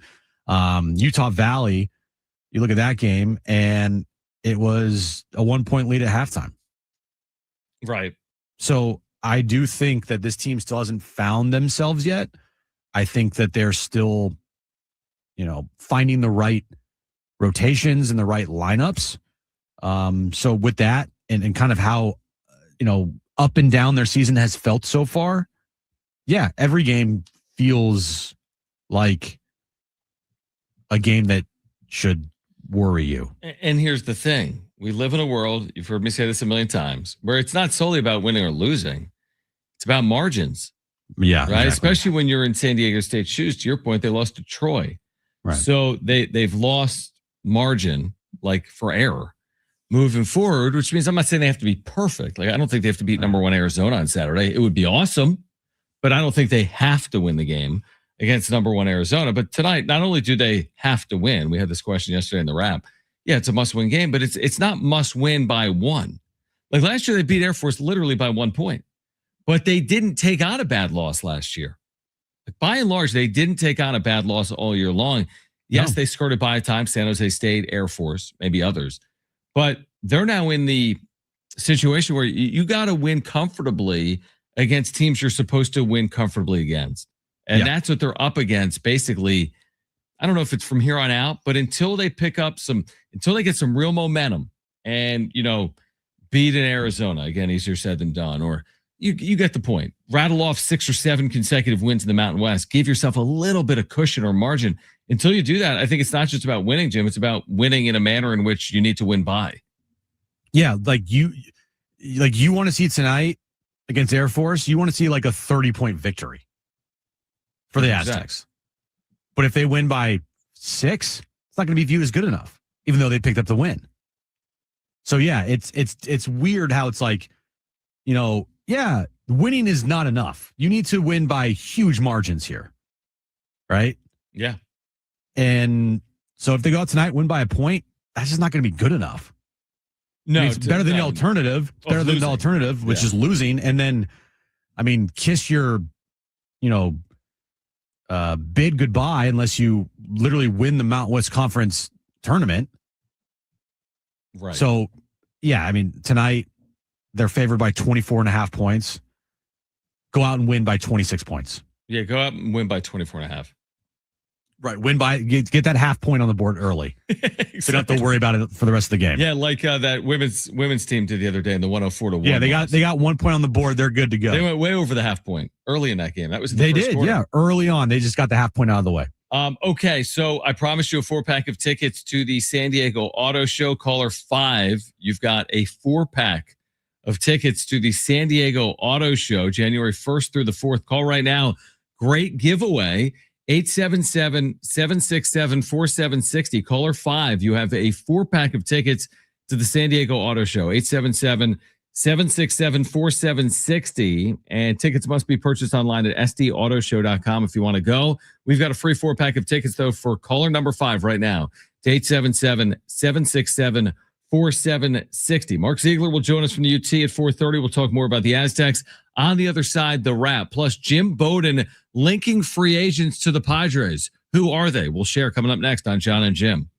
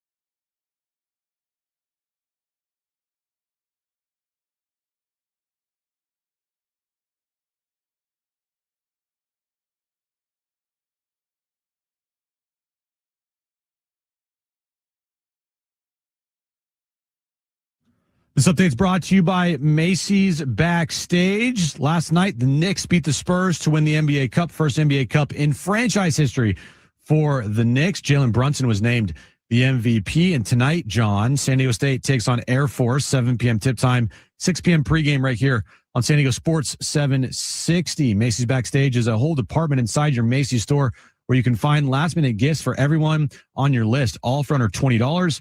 With new arrivals every day, you never know what amazing deals you'll find. Don't wait. Find a location at Macy'sBackstage.com. Getting you all set for that drive home. Let's just start the show. Here's John and Jim. All right, San Diego and Southern California, what's going on? This is hour 3 of John and Jim. I don't know if you mentioned it, Jim, Aztecs Air Force tonight, but I forgot. Sorry. Here's why I bring it up. Brent just told me we have another giveaway. Oh, it must be nice and for our listeners. Remember when I said, no, it's not, it is for our listeners, not for you. Remember when I said the other day, I'll give you $100 million if you knew something, and I forget what it was. Oh, it's who was NC State playing in the Gasparilla Bowl? Yeah, and I said and then you Memphis, cheated. and you said, no, you don't get it. Well, okay. Well, I know when you cheat. I will double down on that and give you $200 million. You're looking at me. I'm $200 million what? I'll give you $200 million if you know the nickname of the team the Aztecs are playing on Monday. We have 2 free tickets to see that game.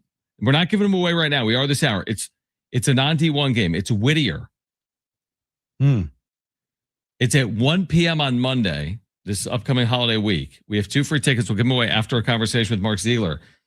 If you know the name of Whittier, like the Tigers or the Lions, spoiler alert, it's not either of those. If you know the team name, $200 million. The Bears? Wrong. You don't win your 200 mil. What? Aaron's so mad at you. The team name is one of the most unique names in all of sports. What is it? The Poets. Yeah, I would have never guessed that. Is that not the most ridiculous name? Like, can you be a powerhouse if your name is the Poets? The Poets? The Poets. Is it like a poet school? Is it a poetry school? Okay. Is it a big, like, what are those called? Is it a haiku place? John, if they get a dunk tonight, you have to go. And it's a poetry slam. No, it's not tonight. Or on Monday. A poetry slam? What is a poetry slam? Like, it's what they used to call it, like when people would go, instead of stand-up comedy, they'd go listen to poetry. It's like a 90s thing. I gotcha. Anyway, what are your poets? We have 2 free tickets. That is Monday at 1. I kind of. What's your favorite poem, John? That's a great question. I'm so glad you asked. I don't know. What's yours? I mean, would you call Shakespeare poetry? It is, right? Shakespeare's not poetry? No, those are plays. You're right. Good point. Yeah, like I don't I'm know, not John. I'm not a poet guy. I don't know a lot about poetry. I don't know much about poetry either. Whoa, shocking. That's why I was asking you. Yeah, I don't have a favorite poet right now. Anyway, what are you looking up? Like top 10 poets? I am looking up top 10 poets. I mean, there's some good poets out there. You know? Just don't know who they are. Yeah, I don't. Who cares? Here we go. I got a good one. No Man is an Island by John Donne. No man is an island, entire of itself. Every man is a piece of a continent, a part of the main. If a clod be washed away by the sea, Europe is the less, as well as if a promontory were real. I can't shut up. Stop. I can't say were real, as well as if a manner of thy friends or of thine own were. Any man's death diminishes thee. Because I am involved in mankind, and therefore never send to know for whom the bell tolls. Oh, that's famous. Yeah, he probably went to Whittier. It tolls for thee. You know what? That was not a great reading of that poet. It was not. A poem. How about Stopping by the Woods on a Snowy Evening by Robert Frost? No, that's a famous one too, but don't read it. Whose woods these are, I think I know. His house is in the village, though. He will not see me stopping here to watch his woods fill up with snow. My little horse must think it's queer to stop without a farmhouse near. Between the woods and frozen lake, the darkest evening of the year, he gives his harness bells a shake to ask if there is some mistake. The only other sounds the sweep of easy wind and doughy flake. The woods are lovely, dark and deep, but I have promises to keep and miles to go before I sleep and miles to go before I sleep. I'm sorry I brought it up for our listeners. I'm really sorry I brought it up. You should never have brought it up. I really shouldn't have. We're going to get to the wrap coming up. Mark Ziegler is going to join us at 4:30. All right. Your boy, Jim Bowden, who says if you don't like the Dodgers, just become a fan. Right. Has written at The Athletic, and thank you, Ben Fadden. Oh, I saw this too. Thanks, Ben Fadden. He's written at The Athletic that there are 4 players that he deems as linked or fits for the Padres, not linked, but fits per Jim Bowden. Those players would be pitchers Chris Bassett and Luke Weaver. Position players, listen to these sexy names: Luis Arraez and Ryan O'Hearn. Wow. So those are the 4 hold on, players. pause. Did you just say who I think you said? Ryan O'Hearn? No, Luis Arraez? I did. Oh, boy. Continue. And that's it. That's the whole list. Chris Bassett, Luke Weaver, Luis Arraez, and Ryan O'Hearn. Those are the players that Jim Bowden sees as fits for the Padres. Weaver last year is a 32-year-old, had 64 appearances in relief and had a 3.62 ERA. Chris Bassett last year was how old? 36. And as a starter, he was 11-9 with a 3.96 ERA with the Blue Jays. Didn't he give up a crucial home run in Game 7? Don't worry about that. Okay. And then we know about Arraez and O'Hearn. I mean, among the two, all Padres fans would take O'Hearn over Arraez, or probably 9 out of 10 Padres fans would take O'Hearn over Arraez. So is anything in that list or among those 4 players intriguing to you? No. Anybody on that list intriguing to you? I mean, Chris Bassett's old. He's probably serviceable, is what I would say. I don't understand the fit. Luke Weaver, you're going to stretch him out? He threw 64 I feel like the innings. ship has sailed for Luis Arraez. I do think Ryan O'Hearn, a reunion with him would be nice. Sure.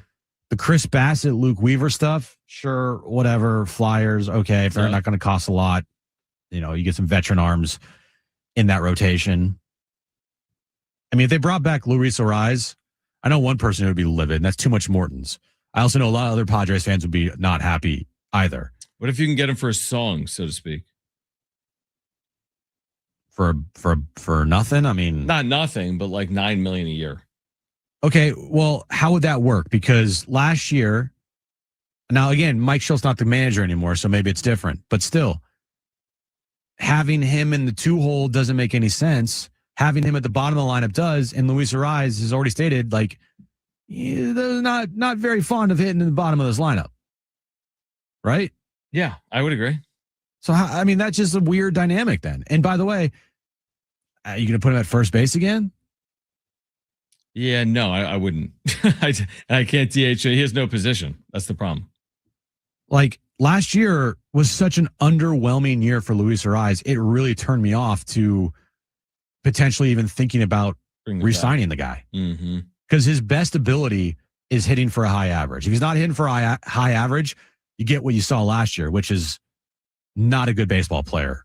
Like, I'm sorry, he's just for the money, for $14 million. It's just not what this game today. Those are the type of players. Like, I don't know, man. Can't hit for power, doesn't get on base, doesn't draw walks, doesn't hit for a high average.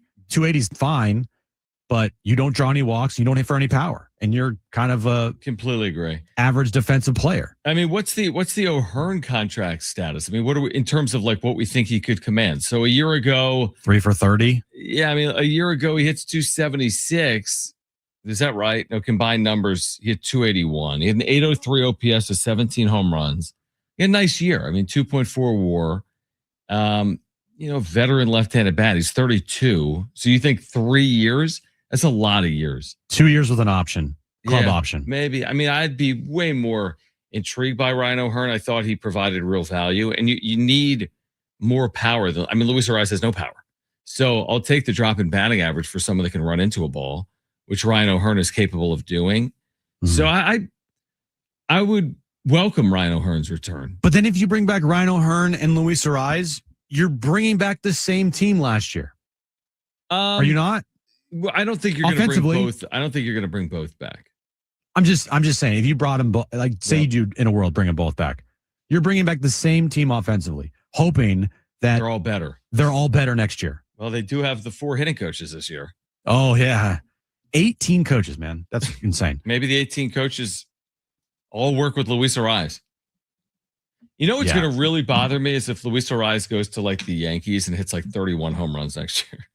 It hits for like 370. Yeah, I mean he might hit for average next year. He's not going to hit for power, and I'm expecting him to hit for average, but I just don't feel like that is what the Padres need is. This offseason. It will be interesting to see what his market truly is, and I agree with you.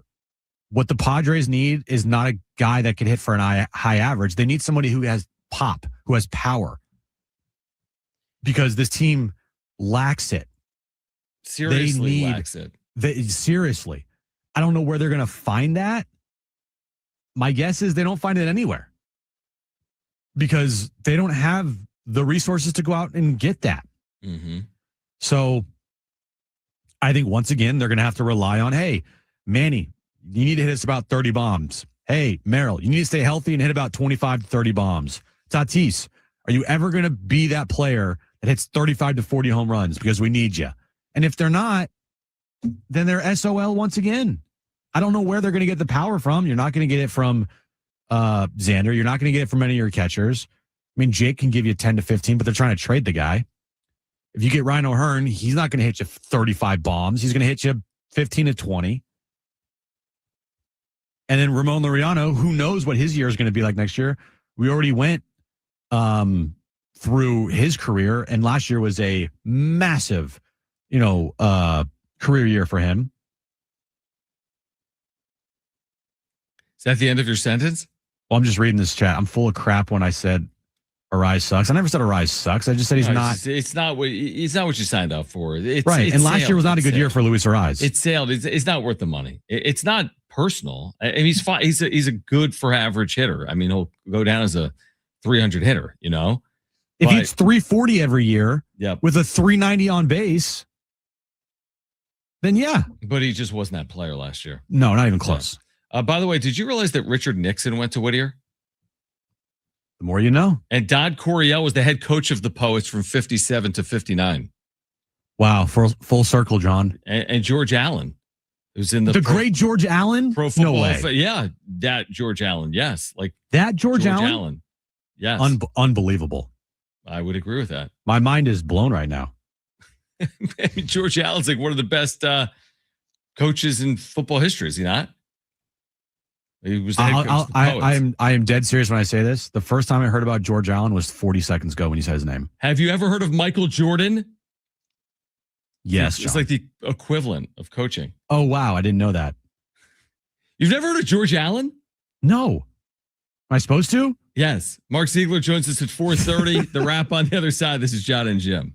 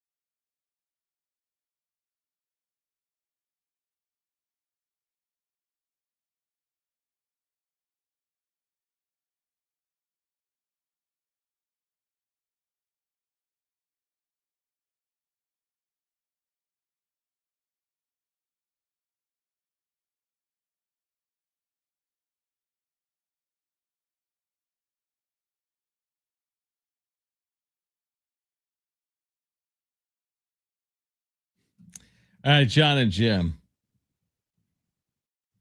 That was all. Jim will have the final hour and 15 of today's show today. Wow. Be sure to tune in for that. Yeah, you'll hear Mark Ziegler again. Every 15 minutes. Correct. So I'm going to head over to Viejas Arena. Do you really need to leave an hour? I do. It takes 45 minutes to get there, and yes. And I have to bring in the equipment. Oh. And yada, yada, yada. Wow. All right. But Brud, whatever. You showed up 4 minutes late yesterday. Okay, sorry. Mark Ziegler will join us coming up in 10 minutes. I wanted to talk about this. Can I bring up a topic? Sure, don't worry about the rap. Sure, bring up a topic. Bring it up now, not during the hour and 15 when you're fine. solo. You know what? Actually, screw it. We'll do the rap now. What's the topic though? I want to hear it. Because if I'm intrigued by it, I'll talk about it. About did you see today that Pardon My Take and a couple other podcasts are going to Netflix? And yes, we did talk about this briefly the other day, but officially announced today. Yeah, we talked about this yesterday. Yeah, but they're going off of YouTube and going to be exclusively on Netflix. Did you see the news about the Grammys today? They're going to YouTube. The Oscars. The Oscars. I'm sorry.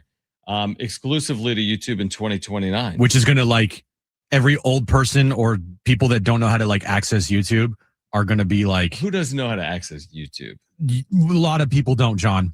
Really? Yeah. I think when you say, hey, this is when something's moving to a streaming only platform. That's not streaming, bro. That's YouTube. YouTube is streaming. Are we not streaming right now? No, but you don't need like a subscription. Exactly. Okay. So I just think it's an easy point of entry. Some things are that you need to pay for. No, I agree. So do you think we're heading towards a world where John and Jim are going to end up on Netflix? Let me answer that for you. No. But it is interesting how... What would you say is bigger, Netflix or YouTube? That is a great question. Like, as far as like reach goes. Probably YouTube. YouTube, because it's free. YouTube reaches more Americans than I think any television property, right? I would say YouTube by far. Yeah, that's a great question. Because, yeah, like Brent just said, I mean, there's no, gate. Paywall or anything. Yeah, paywall. YouTube has a significantly larger global audience to Netflix. 2.7 billion users, Jim, of YouTube. Then how do videos like Mr. Beast have 455 million? Like, so if 2.7 billion users are on YouTube. Monthly users. Monthly? Monthly. 2.7 billion people go to YouTube monthly per the internet. Then how did Miss Rachel, that video that I told you about today, have 1.7 billion views? And there's 2.2 billion monthly users. You said it was billion she had? Yeah, she had 1.7 billion views on the video. I guess some things are just viral in nature, but that's a fair point. Like Netflix subscriber count in 2025 per like not even close to a billion. 340 million. Yeah. So you're taking the money to go to Netflix and you're significantly dropping your potential viewership per show because you took money to go to Netflix instead of having your product be streamed for free on YouTube. True, but if Netflix is going to promote it, like for example, right now you could have a show on YouTube that isn't doing near the volume that you could put a show on Netflix. Like if Netflix promotes a show, it's going to get viewership and interest. Yeah. Like if we ended up, seriously, hypothetically speaking, if somehow, some way, the wrap-up show is on Netflix, our viewership goes up 25-fold. Probably. But at the same time, there would be people out there, because there's always people out there that would complain, access it. Yeah, that couldn't access it, would complain about it. Places, but you're right. Yeah. And YouTube is just so much easier to access out there. And I think YouTube has, as you just mentioned, the viewers that you could get on YouTube, I think compared to Netflix, I don't think there's even comparison. You're probably right. The only thing that you'd be getting going to Netflix is the Netflix money. You're not getting that YouTube money because YouTube lets you stream for free. The only thing on YouTube you have to do is to get money is one, ad revenue, and two, any sponsorships that are attached to your channel. But if you go to Netflix, you're getting that Netflix money. My guess is you're probably not NASCARing out your YouTube, your channel, because you're getting that money from Netflix. Let me ask you this. I mean, like, if you're pardon my take, Yeah. just thinking about it from a consuming perspective, don't a lot of people consume pardon my take across all types of platforms like they do with us? Like, it may be audio, podcast, it might be video, YouTube. Like, is Netflix really the perfect platform for something like that? I mean, it's consumable in so many ways. I wonder how it changes by going to Netflix. Good question. You know, like, you're because there's sitting a on lot. your couch. Because I mean, we know it's like today's day and age. People, the 15-second attention span. Like, I'll go on TikTok and I'll see a pardon my take video, right? Mhm. And it's 45 seconds long, and I'll watch that, but I don't watch the full episode. Sure. You know, I do think it's behoovent. Behoovent? No. What's behoovent? Oh no. You think it's behoovent? Behoovent. That's not the word I was trying to say. It would behoove. I don't even know what I'm going. It would behoove. It would behoove the people that, produce these shows to just like cut everything up into segments. You certainly didn't go to Whittier. No, dude. My brain is scrambled, bro. Your brain has permanently been scrambled. I know it has. So it's just a general statement? General statement. All right. Good talk. Mark Ziegler from the UT on Hey, you like tonight. that topic, though. I like it. I love that topic. I'll talk to you about that every day of the week. We could start a YouTube channel and talk about it. Let's start a YouTube channel. I like that. I love that. All right. Mark Ziegler from the UT on the other side, previewing tonight, San Diego State and Air Force, and this weekend as well against Arizona. This is John and Jim, San Diego Sports 760, and live on the iHeartRadio app.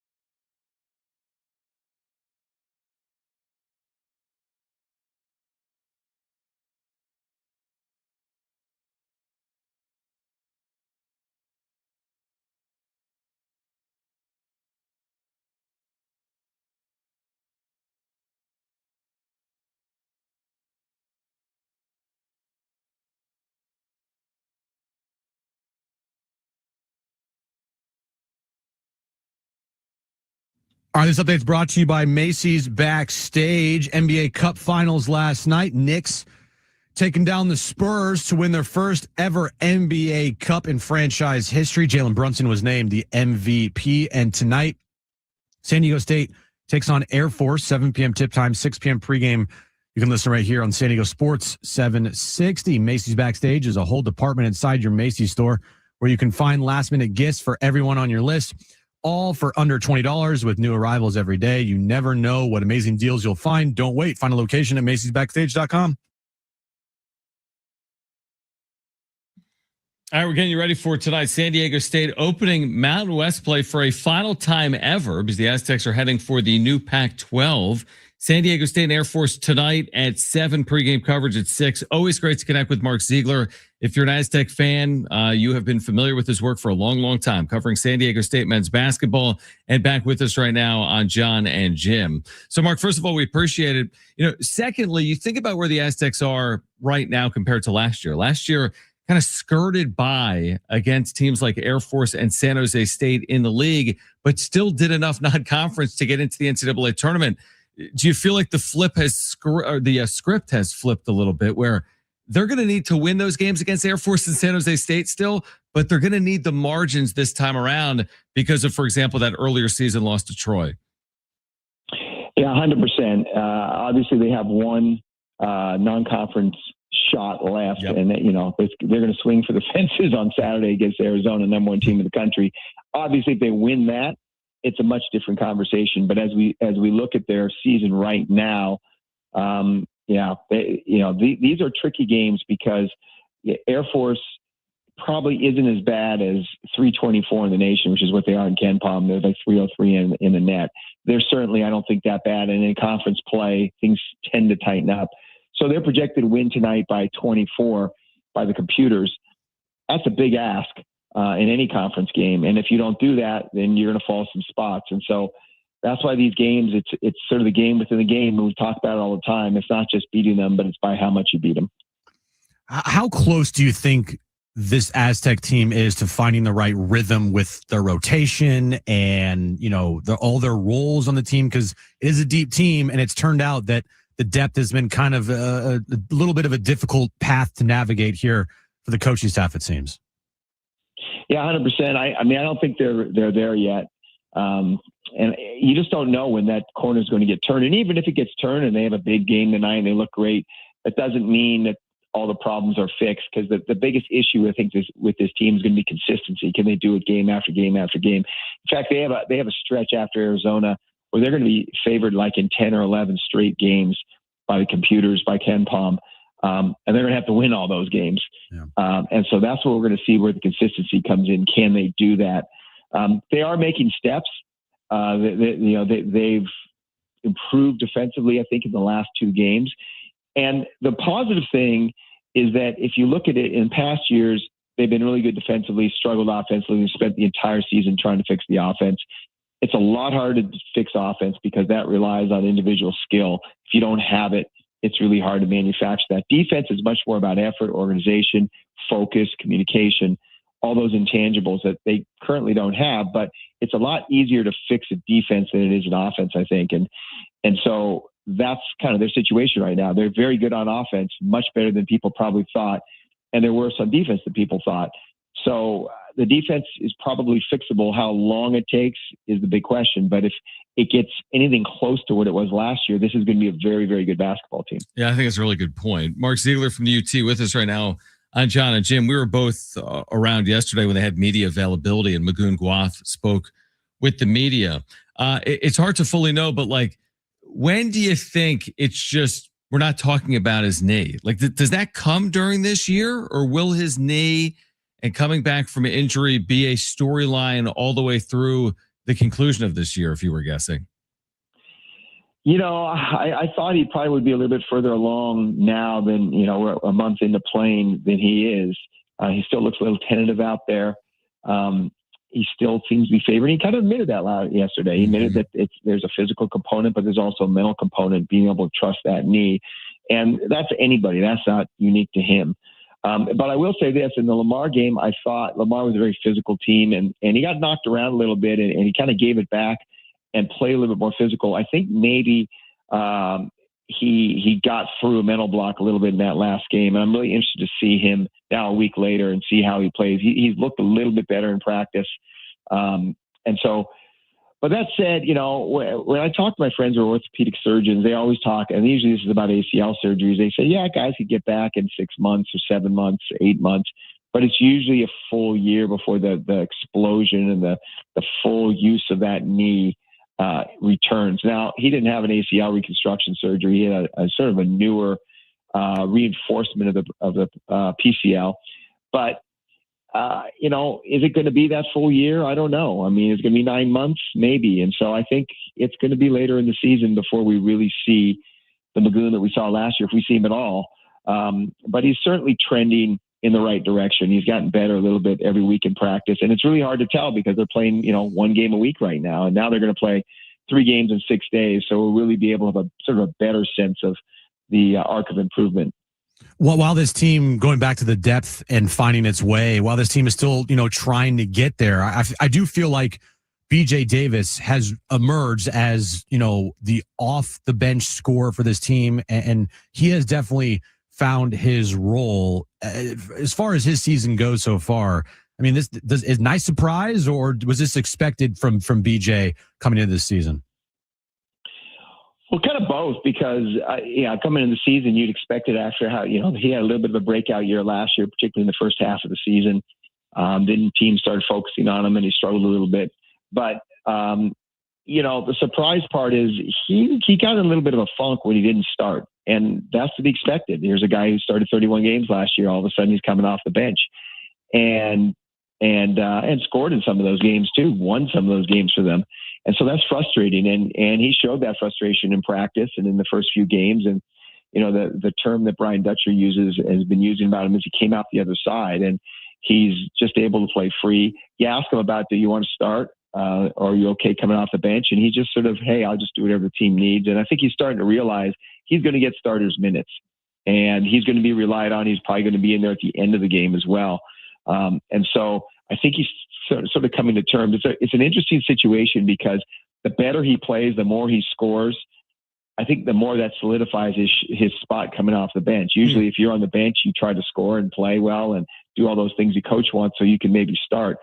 I don't know if that's going to happen. I can't see them taking Miles Bird or Dixon Waters out of the starting lineup. And you could say, well, maybe Elsie Harrington goes back to the bench, but he's a point guard, and BJ's really not a point guard. His best position is an off guard. So I think he's going to be coming off the bench for the foreseeable future. And if he can embrace that role as a sixth man, just give him the Mountain West Sixth Man of the Year award right now, because that's what he's going to be.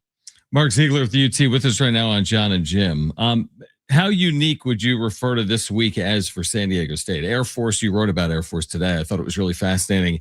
In the UT, just all the struggles, obviously, they're going through in the modern era of college athletics, portal resources, NIL. I mean, it just does not favor a service academy in a sport like men's basketball. So you go from Air Force to Arizona, which metrically is right there with like a Michigan as the best team in America, and of course is number 1 right now in the AP poll. What do you make of what's to come here? It's just so unique from the bottom of the metrics to the top of the metrics from one game to the next. And then you come back 2 days later and play a Division III team. Yeah, exactly. Yeah. So, this is going to be a good test because, we talk about this team's inability to really, really focus for long stretches. And that's what you've been seeing in the defensive breakdowns. Are they going to be able to focus for Air Force, knowing that this Arizona game's coming up? And, in the back of their mind, their kids, they see the metrics. They know what's at stake on Saturday. They know that they can right what has been, I think a lot of people would consider sort of an underachieving season so far. They can write that in one 40-minute game. And so their focus certainly is going to be on that. But, it's almost like it's more important to beat Air Force by 25 or 30 tonight. If you lose sight of Air Force and lay an egg tonight and win by 8, that's just going to crush you. Yeah. So it'll be interesting to see how they're able to focus on that. And the other thing about it is, if you're playing a 300 metric team and you had the number 1 team in the country 3 days later, I think coaches probably would maybe spend a practice or two before just focusing on Arizona. But because it's Air Force and the stuff they run on offense is so unique, and this year they're playing like 6 different defenses and preparing and recognizing all those different defenses, it's forced them just to focus on Air Force. And so the coaches haven't really even watched film on Arizona, and the players haven't been able to see any film on Arizona, and they haven't talked about Arizona. So it's going to be really interesting to me to see how they mentally sort of navigate this, given, the opposite ends of the spectrum that they're going to be facing. How would you describe Reese Dixon Waters' season so far, coming off of a year off of injury? Really up and down. And that's kind of what we saw last year. I mean, we saw an up and down guy, and obviously the talent is there. There's no doubt about that. But I think he gets inside his own head sometimes. And if he starts missing shots, he goes into a little bit of a funk. I think what you've seen them do is if he gets to be like that, they're just going to go to BJ Davis. And Reese played 22 minutes in the last game. That was a season low. So they have options if he gets into that funk, and that's probably the way the bench should be used best. Okay, if he's in a funk, we'll play BJ 32 minutes or whatever we have to. But he also shown the capacity to make really, really hard shots, and that's going to show up in a game like the Oregon game. He was on fire, and one of the main reasons they won that game and won it by as much as they did. And so if they're going to contend with an Arizona, or they're going to beat the best teams in the Mountain West on the road, he's the only guy who really can make those kind of shots and those big shots. So his real value isn't maybe in a game like tonight, but it's coming. Mark, final one for me would just be about the Mountain West, heading into Mountain West play here for San Diego State. And all of a sudden you look up, like I'm just looking at the net right now, and Utah State 29th, Boise State, I know they have the D2 loss, we'll see, but they're 37th in that metric. Wyoming's been incredible. They're 53rd. Colorado State's offense has been incredible. They're 54th. And then New Mexico is 62nd. You have to go all the way to 84 to find the Aztecs. So 5 Mountain West teams in front of San Diego State. What are your expectations here for the Mountain West in 2026? Well, I mean, I this time of year I tend to look at KenPom, because I think the net is there isn't a big enough sample size. That's why when they originally put out the net, they didn't put it out until January. And all of a sudden they felt like it was not getting the attention. And so it's sort of for competitive reasons almost, they put it out December 1st, which is way too early. The way the net is set up, there just isn't a big enough sample size to really evaluate teams. You'll see teams starting to come closer to what KenPom is. But yeah, the Mountain West, after having an awful first 2 weeks, has really started to round in shape. You've seen 3 or 4 pretty good wins. No one has a real big top 25 win that automatically will get them in the tournament. I think all their resumes are kind of up in the air right now. And so it's going to be interesting to see if any teams can separate themselves in the league season, or are they just going to beat up everybody else and everyone's going to have 6-7 losses and it'll be a 1-bid, maybe 2-bid league. It's going to be really fascinating to see how that shakes out. But it's a better league, and you can really climb metrically if you get some wins. But the downside is there's not going to really be quad 1 win opportunities at home. And that's where teams start to collect those quad 1 wins, and they have in the past in the Mountain West. And now you're going to have to go on the road and win at Boise, win at Utah State, win at New Mexico, win at Colorado State. Those are all really hard places to win, particularly for the Aztecs at altitude. So it's better, but it's still not good enough to really, really benefit them in terms of metric. Yeah, I think it's a really good point. I'm just looking at next year, and you're going to have, like right now at KenPom, the top 4 Mountain West teams at KenPom are all going to the Pac-12, plus Gonzaga. So there'll be more opportunities, obviously, next year, and maybe less of the bottom, like Air Force here tonight, but we'll still see what it looks like a year from now. Mark, always appreciate it, and I will see you later on tonight over at VA House Arena. Thanks for doing it. Thanks, Mark. Yep. See you in a little bit. All right, great stuff. Talk to you guys. Bye. Mark Ziegler from the UT. You're not going to want to go anywhere because Jim has you leaving. covered. You're leaving me? Yeah, I'm bailing. You can't wait until the top of the hour. You have to bail 15 minutes before the top. I got to do my hair. I got things to do. Yeah, he's being literal. You don't want to go anywhere, Jim, because you have to do the rest of the show. Correct. Jim on the other side. This is Jim. Stay with us.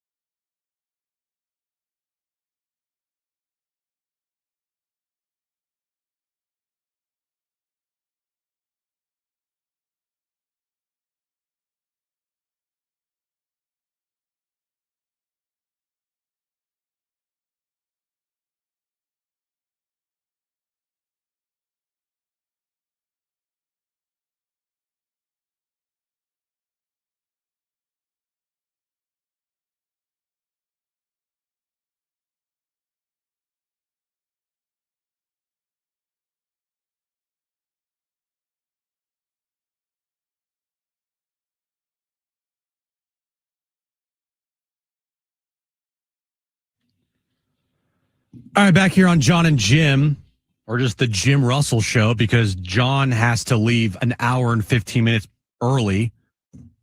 Even though the game doesn't start till 7, he has to do his hair. He has to put on another shirt.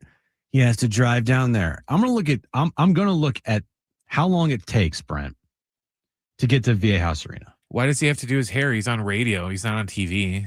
That is such a good point. Why do you have to do your hair if you're going to be on the radio? So let me just look. Hold on. 9660 Granite.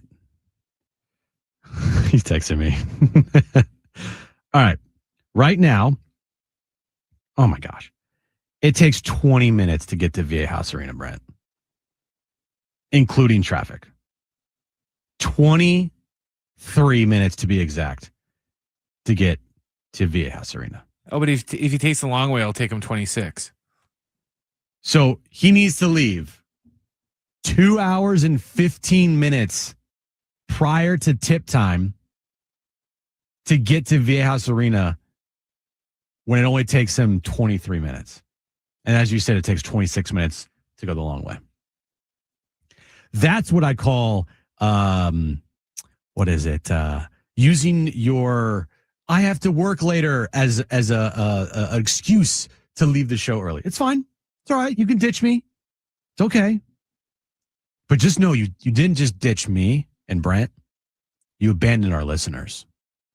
The most important part of John and Jim, you said, I don't care about. You abandoned them.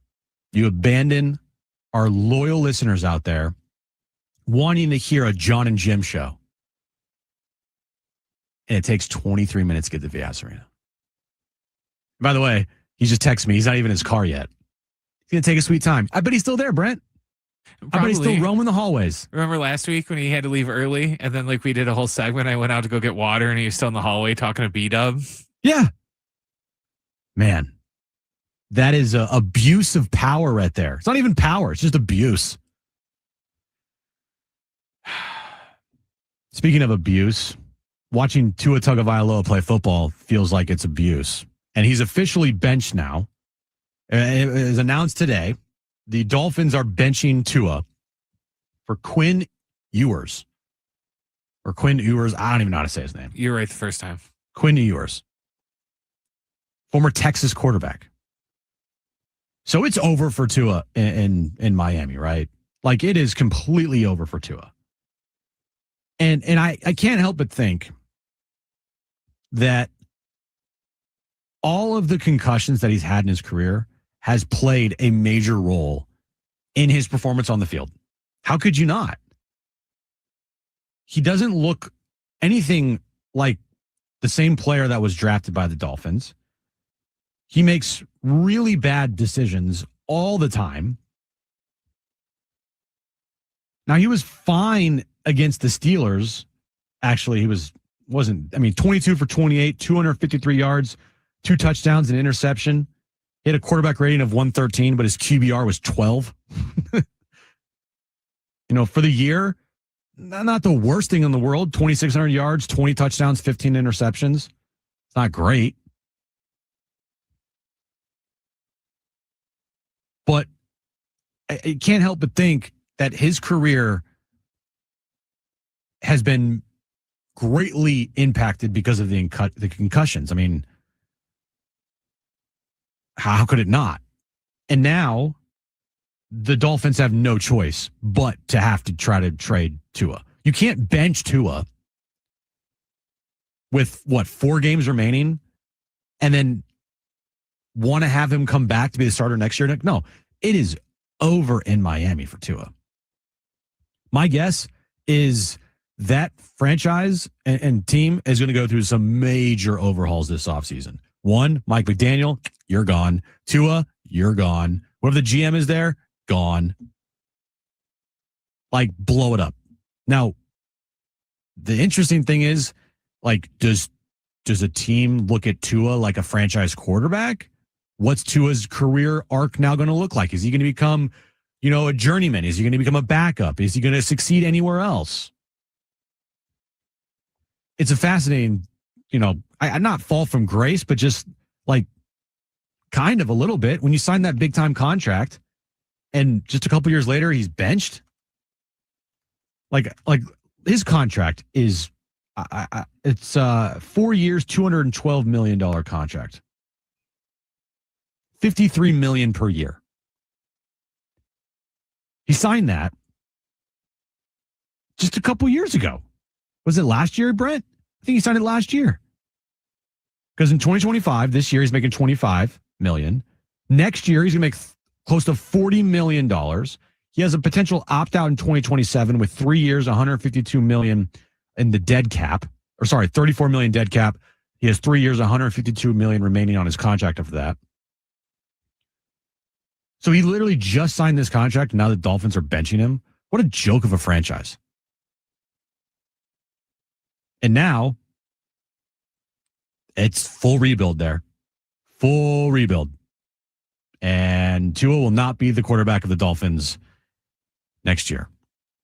All right, coming up next. Padres, they made some moves today. They announced some moves. Nothing really exciting. I'll tell you about that. Also, if you missed our conversation with Mark Ziegler, you're going to hear that later next hour. And my back page. All that coming up next in our final hour of John and Jim right here on San Diego Sports 760 and live on the iHeartRadio app.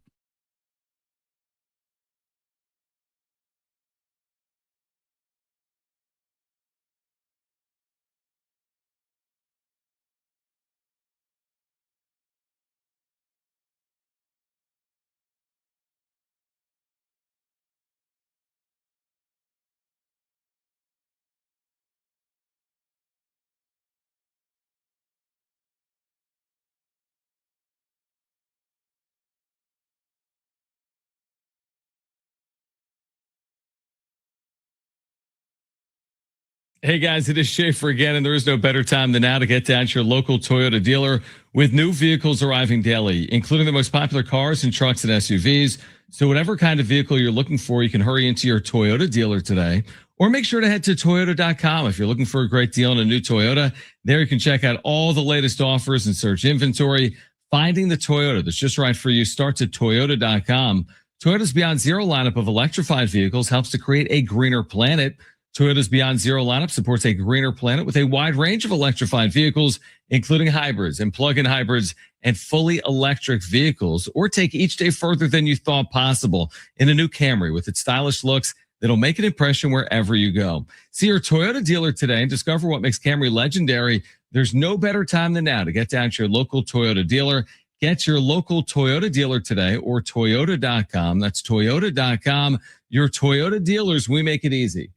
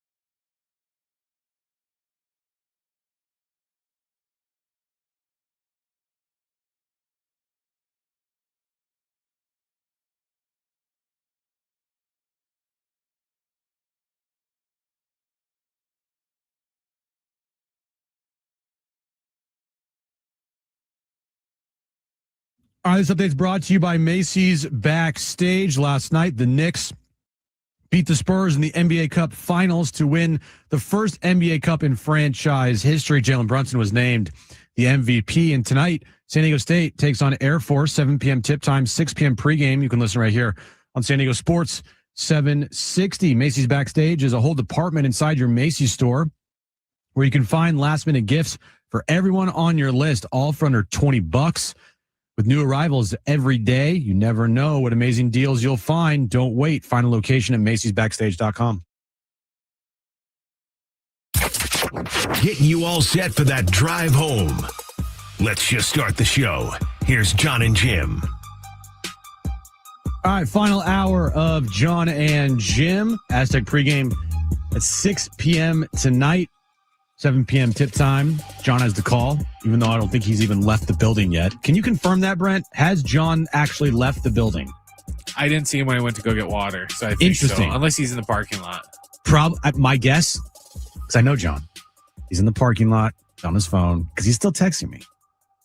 How does that work? You ditched the show, but you're still texting me? And if you're listening, John, text me back. Very soft. Anyway, so as we wait for any type of move to be made by the Padres, like anything, right? I'm not talking about Dyson Acosta. I'm not talking about Ty Adcock. Great name. I'm not talking about Kyle Hart. I'm talking about like an actual move to this major league roster. As we wait, the Padres did make news today. I feel like it's kind of one of those, like, hey, this is just like a procedural type of thing. Like it's, hey, every year we announce like who's on our, coaching staff, right? But when you hire a new manager, it is a little interesting to see who that manager keeps from the previous regime and who he brings in to help, the current regime under Craig Stammen. I've said this. I'm not going to go too hard in on the coaching staff. One, because I don't really know any of them. I mean, who knows who, Vinny Lopez is. No disrespect to Vinny Lopez, but I would bet if you ask most Padres fans, hey, do you know who Vinny Lopez is or Pat O'Sullivan? They couldn't tell you. Does anybody know Steven Souza Jr.? The diehard Padres fans know because he's their new hitting coach, even though they have 17 new hitting coaches. You know what it reminds me of? It kind of reminds me of, remember the very beginning of Major League when they're going around the city and everyone's like, who are these friggin' guys? Yes, exactly. Who are these friggin' guys? I mean, even Craig Stammen is, relatively a no name when it comes to baseball, fans. No one knows who Craig Stammen is besides Padre fans. I could walk around in another baseball city and be like, hey, do you guys know who Craig Stammen is? And they're like, who? Let's just call it what it is. It's a nobody staff. It's a bunch of nobodies, unfortunately. Ruben Niebla, obviously, Padres fans. I'm talking about just baseball fans. I'm not talking about Padres fans. Because, yes, Padres fans know who Ruben Niebla is. They know Craig Stammen, right? They know Ben Fritz. Okay. They know Steven Souza Jr. is a new hitting coach. But go ask a Twins fan. Now again, can I name who the Twins manager is? No, that's probably, kind of similar to what I'm sure Twins fans think about the Padres. Who's their manager? But anyway, that's neither here nor there. The point is, today they announced their coaching staff. And while it's a bunch of nobodies, and Ruben Niebla,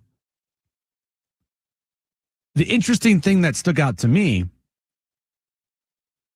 was how many coaches are on this staff. You got 18. You got 1, 2, 3, 4, 5, 6, 7, 8, 9, 10, 11, 12, 13, 14, 15, 16, 17. Sorry, 19, including Craig Stammen. So Craig Stammen is your manager, and then you have 18 coaches and Craig Stammen. That's 19 total. 19 coaches on this staff. I thought it was 18. I didn't count right because I didn't include Craig Stammen, Brent. 19 coaches that have to fit in that dugout with 26 players and training staff and clubbies. Like, that is going to be a very full dugout, right? I mean, when they go to Chicago and they go to Wrigley, that is going to be like shoulder to shoulder in that dugout. Dude, first game of the year when they introduce the team, it's going to take them like 3 hours. Right. It's like, okay, we've done introductions now for 27 minutes, and we're not even on the other team yet because we're halfway through the coaching staff. And having 4 hitting coaches, is that going to turn this team into an offensive juggernaut?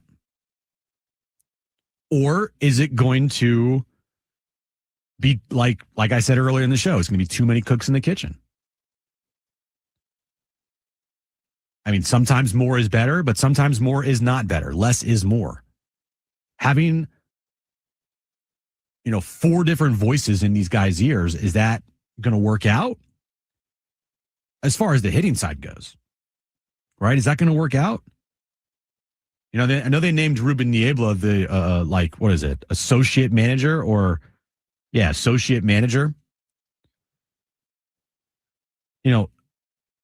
I was kind of wondering if Craig Stammen was going to bring in a former manager to help. Ruben Niebla, he's never been a manager before, guys. Unless I'm mistaken. I don't remember him ever being a manager in the big leagues.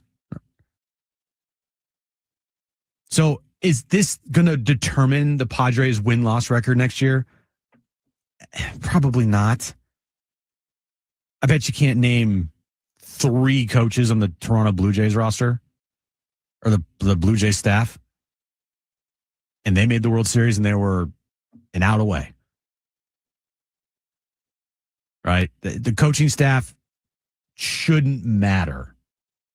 It should, but it shouldn't. If that makes sense. Like, it should, but it shouldn't. The players are the ones that have to go out there and produce. They have to go out there and perform. If Manny goes 0 for 4 one night, am I going to talk on the wrap-up show and be like, man, I can't believe Manny went 0 for 4 tonight. I blame Steven Souza Jr. It's all his fault. If Tatis is struggling again and can't hit home runs, am I going to sit there and be like, you know what? I cannot believe Steven Souza Jr. is not making Fernando Tatis Jr. hit home runs. Or is it going to be, man, Fernando Tatis Jr., not the same player. Shocker. We've been saying that for the last 3 years. This past season, there was a lot of hate and just pointing the finger directly at Victor Rodriguez. When in reality, you can only lead a horse to water. You can't force the horse to drink.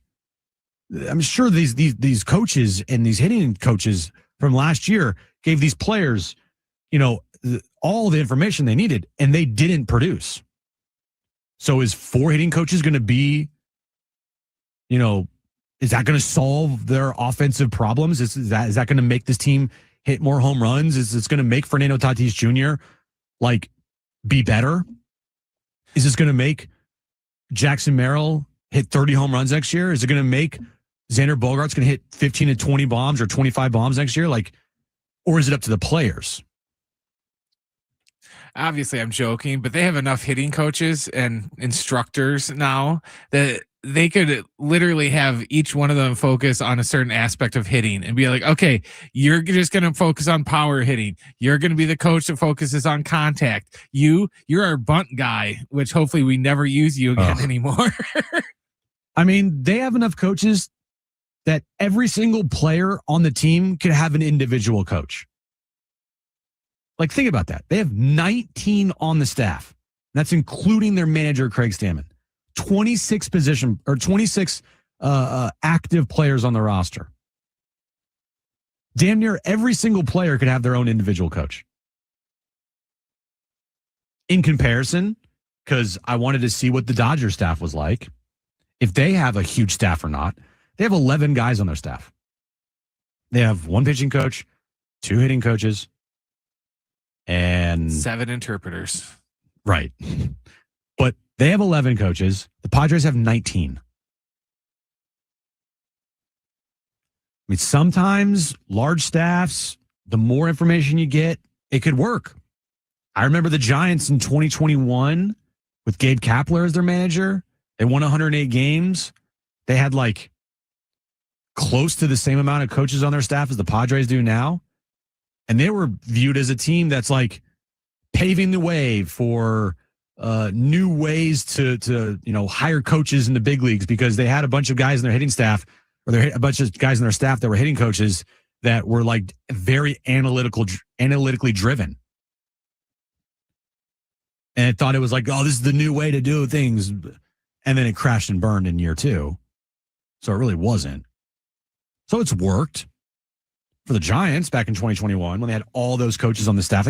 I'm pretty sure, Brent, they had close to the same amount of coaches on their staff as the Padres do now, maybe even more. And they won 108 games. But I would probably go to the players are the ones that should get most of the credit there. Craig Stammen, his job is to navigate this team through a 162-game season through the highs and lows. The strategy, hey, take a guy out, bring a guy in the bullpen, make the right moves. You're not dealing with double switches. Lineup cards, shouldn't be too hard, even though it was kind of hard at times for Mike Schilt. But for the most part, you're putting Manny Machado there hitting third. You're putting Fernando Tatis Jr. probably leading off, right? You're putting Jackson Merrill probably hitting second. Maybe fourth. Who the hell knows is hitting second on the team? Ramon Laureano? I don't know. It shouldn't be that hard. There's a couple guys in this lineup that you could put it in like permanent marker, basically, and you're good to go.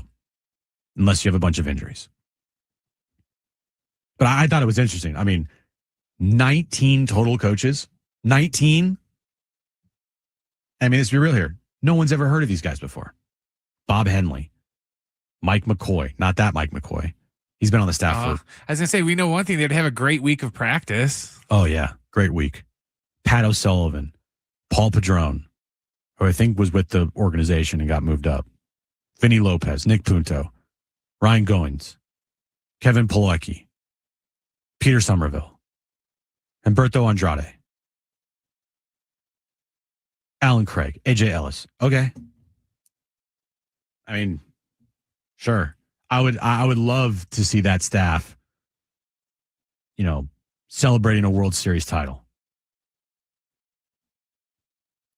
More about the players, though, and who AJ Preller goes out and gets. But as far as moves today for the Padres, like, that is it.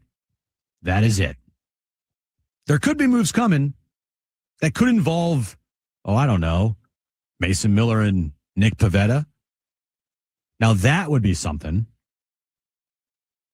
And those two players probably are the ones that are being talked about the most. We'll talk about the potential of those players being traded coming up next. Also, if you missed our conversation with Mark Ziegler, you're going to hear that at the bottom of the hour. My back page still to come. All that right here on John and Jim on San Diego Sports 760 and live on the iHeartRadio app.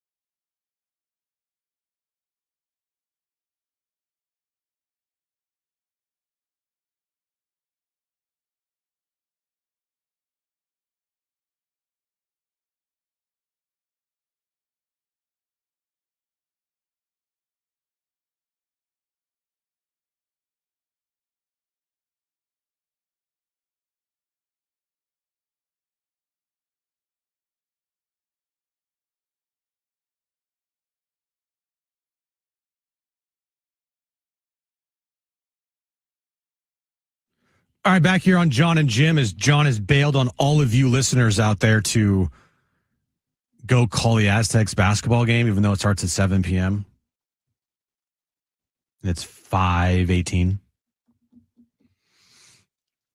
So as the Padres continue to sit on their hands and all of us wait to see what moves they're going to make, I do feel like there is a chance, and it's a greater than 0% chance, that either Mason Miller or Nick Pivetta or both get traded this offseason.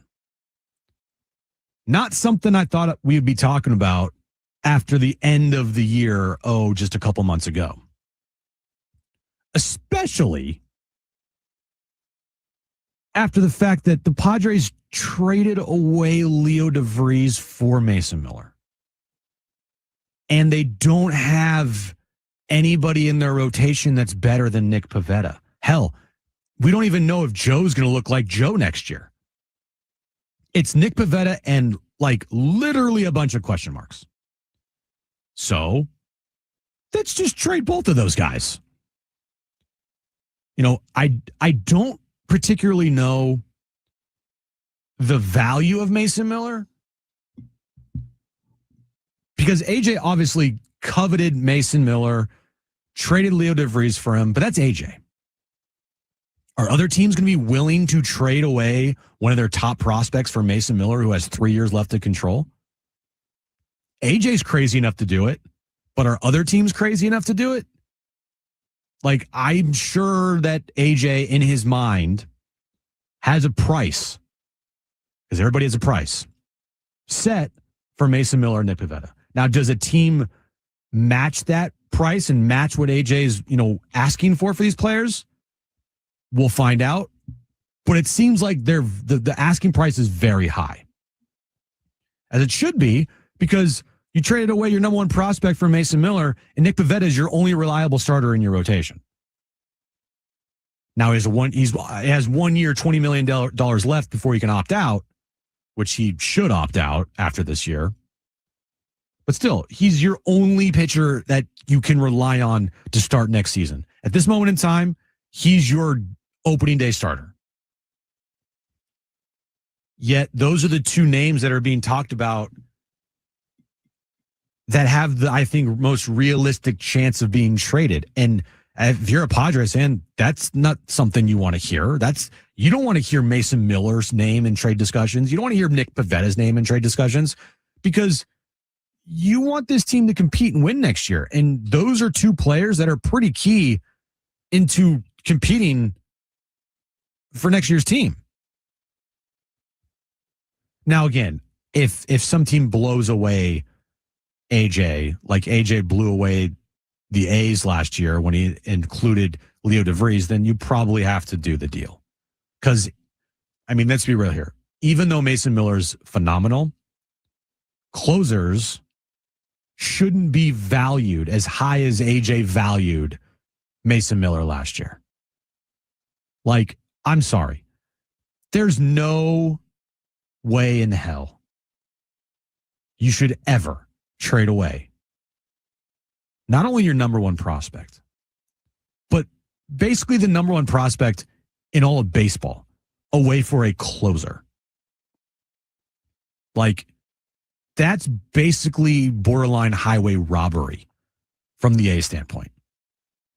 Now, we said, look, if the Padres went on to win a World Series last year, or go on to win a World Series with Mason Miller closing the game out, celebrating on the mound, Mason Miller strikes out whoever it is to win the World Series of the Padres, who cares if you traded away Leo DeVries or whoever in your organization? If they won a World Series with Mason Miller closing out, Game 7, then it's all worth it. It doesn't matter at all. But they didn't even get close. Like, we haven't really talked about it. We haven't really gone back to the actual trade for Mason Miller, because we've had other things that are, manager quitting, the team being put up for sale, no contract extension for an AJ, another new manager in Craig Stammen, who, no moves made, right? we haven't really gone back and revisited much of the Mason Miller trade. Now, again, could be too soon, but hell, if they're going to trade Mason Miller this offseason, oh my God. They traded away the number one prospect in baseball for a closer, and you didn't even get close to the post. You didn't even get close to the World Series, not the postseason, but the World Series. Not even close. Mason Miller was an absolute weapon in that Cubs series. But what's he good for if he can't score any runs? Which, once again, the team couldn't score any runs.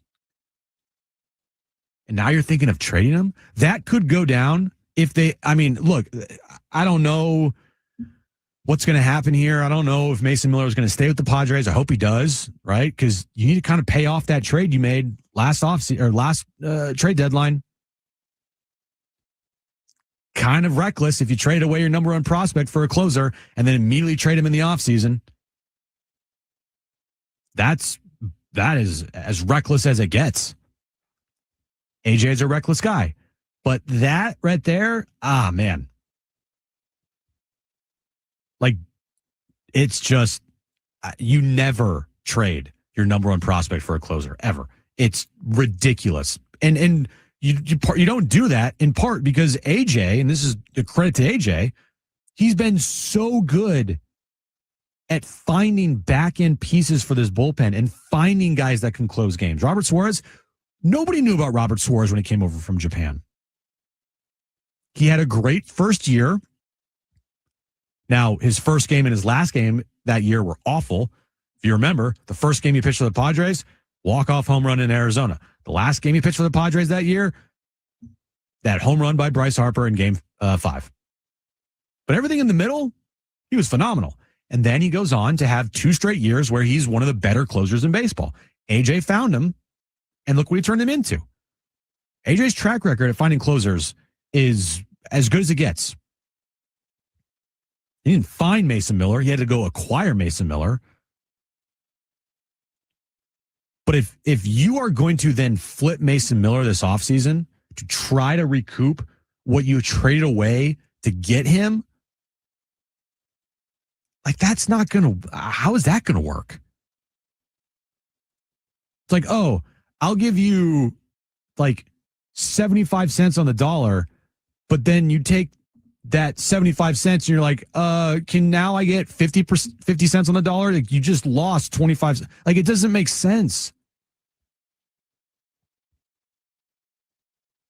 And is the team going to covet Mason Miller like you coveted Mason Miller? My guess is probably not. I mean, maybe. But we just wait. And I think it'd be a damn shame if they traded Mason Miller away. And Nick Pivetta. I mean, those two guys are... they're very important in next year's team. And if you stink, guess what? You can trade away Nick Pivetta at the deadline. So we'll see, and we wait. Everybody's just sitting around waiting. And this is not me complaining. I'm just giving you facts. They have done nothing this offseason. Nothing. They're not the only team. They're not the only team that has done nothing. But with all this smoke around A.J. Preller and the Padres, blockbuster deal here, this player, rival the Juan Soto trade, right? Like, and then to come up with a big goose egg of doing nothing. I mean, such a buzzkill for all Padres fans, is it not? All right, if you missed our conversation with Mark Ziegler earlier in the show today, you're going to hear that coming up next. Get you ready for San Diego State and Air Force, my back page, also later this hour as well. Stay with us right here on John and Jim on San Diego Sports 760 and live on the iHeartRadio app.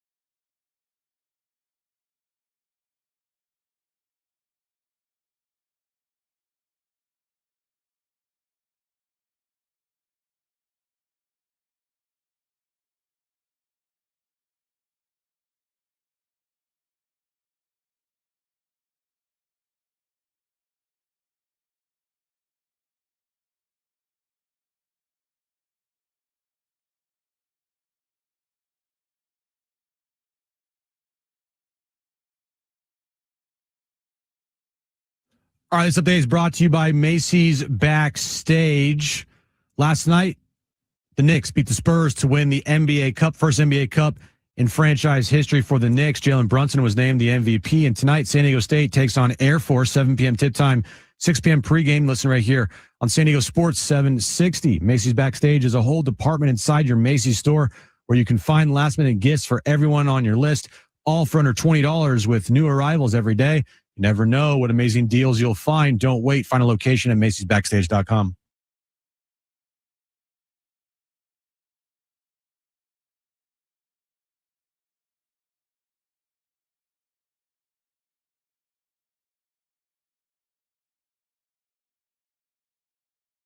All right, back here on John and Jim. San Diego State takes on Air Force. 7 p.m. tip, 6 p.m. pregame. Fletch and Sammy have the pregame show for you, leading you up to tip-off. John on the call tonight, as he always is. But if you missed it earlier in the show, Mark Ziegler, Union Tribune, joined us to talk some Aztec basketball. Here's our conversation from earlier in the show, talking with Mark Ziegler. Yeah, 100%. Obviously, they have one non-conference shot left, and they're going to swing for the fences on Saturday against Arizona, number one team in the country. Obviously, if they win that, it's a much different conversation. But as we look at their season right now, these are tricky games because Air Force probably isn't as bad as 324 in the nation, which is what they are in KenPom. They're like 303 in the net. They're certainly, I don't think, that bad. And in conference play, things tend to tighten up. So they're projected to win tonight by 24 by the computers. That's a big ask in any conference game. And if you don't do that, then you're going to fall some spots. And so that's why these games, it's sort of the game within the game. We talk about it all the time. It's not just beating them, but it's by how much you beat them. How close do you think this Aztec team is to finding the right rhythm with their rotation and, all their roles on the team? Because it is a deep team, and it's turned out that the depth has been kind of a little bit of a difficult path to navigate here for the coaching staff, it seems. Yeah, 100%. I don't think they're there yet. And you just don't know when that corner is going to get turned. And even if it gets turned and they have a big game tonight and they look great, that doesn't mean that all the problems are fixed, because the biggest issue, I think, with this team is going to be consistency. Can they do it game after game after game? In fact, they have a stretch after Arizona where they're going to be favored like in 10 or 11 straight games by the computers, by KenPom. And they're going to have to win all those games. Yeah. And so that's what we're going to see where the consistency comes in. Can they do that? They are making steps. They've improved defensively, I think, in the last two games. And the positive thing is that if you look at it in past years, they've been really good defensively, struggled offensively, and spent the entire season trying to fix the offense. It's a lot harder to fix offense because that relies on individual skill. If you don't have it, it's really hard to manufacture that. Defense is much more about effort, organization, focus, communication, all those intangibles that they currently don't have. But it's a lot easier to fix a defense than it is an offense, I think. And so that's kind of their situation right now. They're very good on offense, much better than people probably thought. And they're worse on defense than people thought.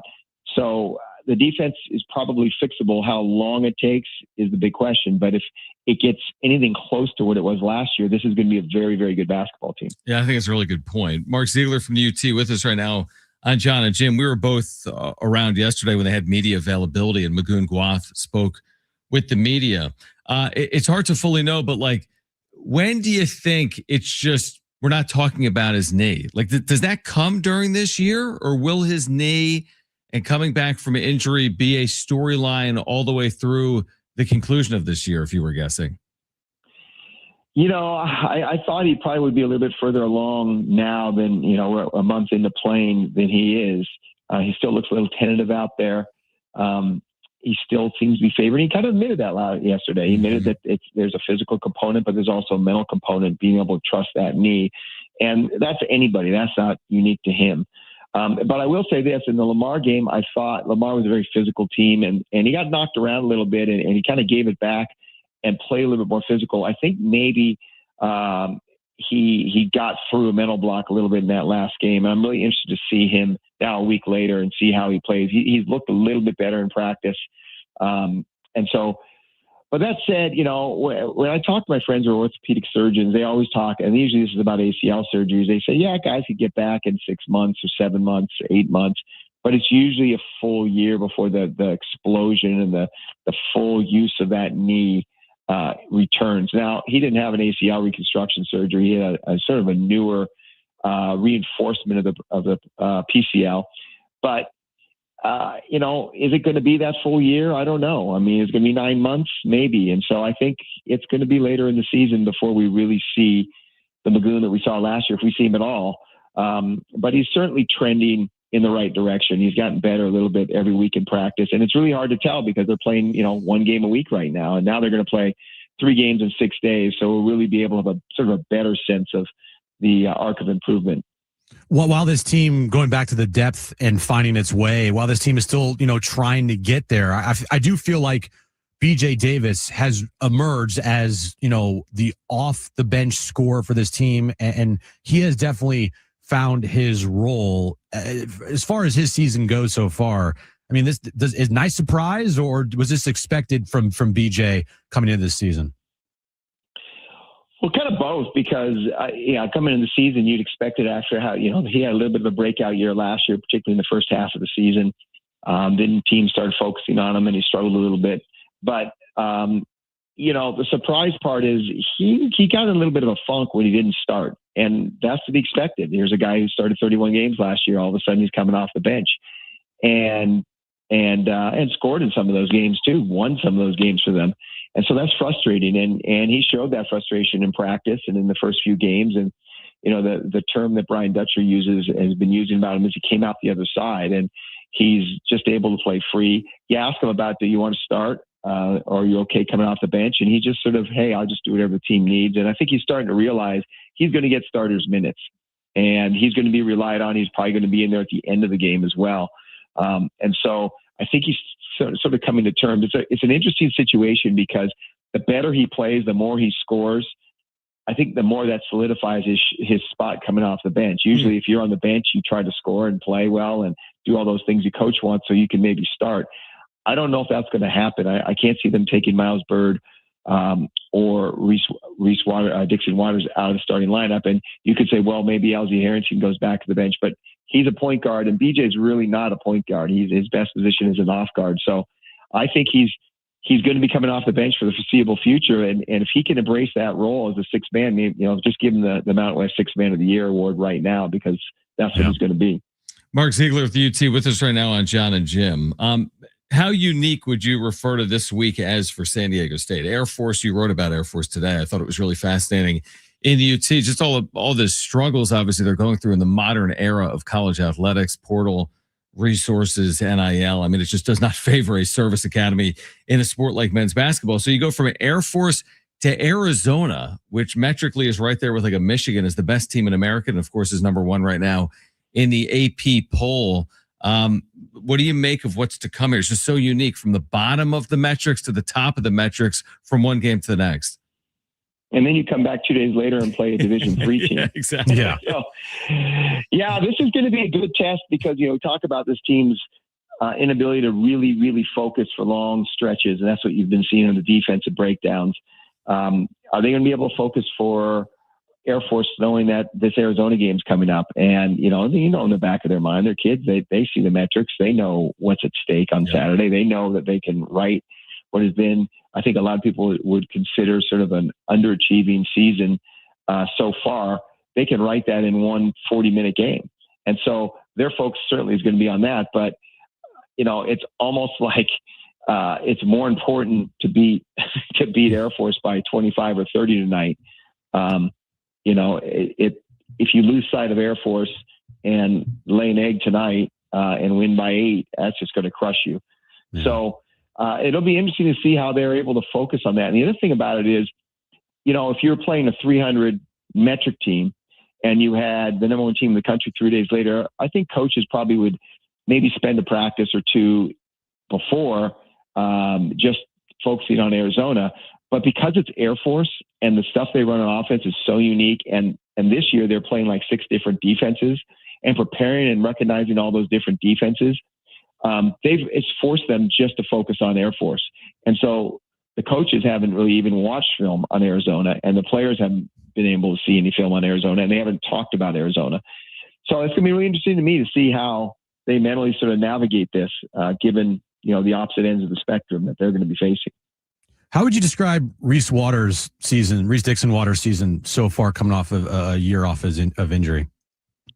Really up and down, and that's kind of what we saw last year. I mean, we saw an up and down guy, and obviously the talent is there. There's no doubt about that. But I think he gets inside his own head sometimes, and if he starts missing shots, he goes into a little bit of a funk. I think what you've seen them do is, if he gets to be like that, they're just going to go to BJ Davis.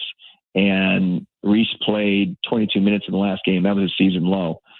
So they have options if he gets into that funk, and that's probably the way the bench should be used best. If he's in a funk, we'll play BJ 32 minutes or whatever we have to. But he also shown the capacity to make really, really hard shots. And, that's going to show up in a game like the Oregon game. He was on fire. Yeah. And one of the main reasons they won that game and won it by as much as they did. And so if they're going to contend with an Arizona, or they're going to beat the best teams of the Mountain West on the road, he's the only guy who really can make those kind of shots and those big shots. So his real value isn't maybe in a game like tonight, but it's coming. Mark, final one for me would just be about the Mountain West, heading into Mountain West play here for San Diego State.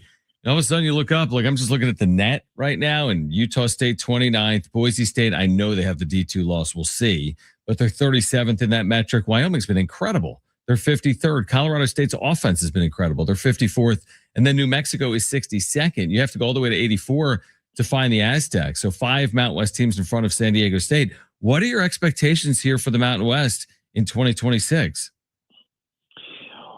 Well, I mean, I this time of year I tend to look at KenPom, because I think the net is there isn't a big enough sample size. That's why when they originally put out the net, they didn't put it out until January, and all of a sudden they felt like it was not getting the attention, and so it's sort of for competitive reasons almost they put it out December 1st, which is way too early. The way the net is set up, there just isn't a big enough sample size to really evaluate teams. You'll see teams starting to come closer to what KenPom is, but yeah, the Mountain West, after having an awful first 2 weeks, has really started to round in shape.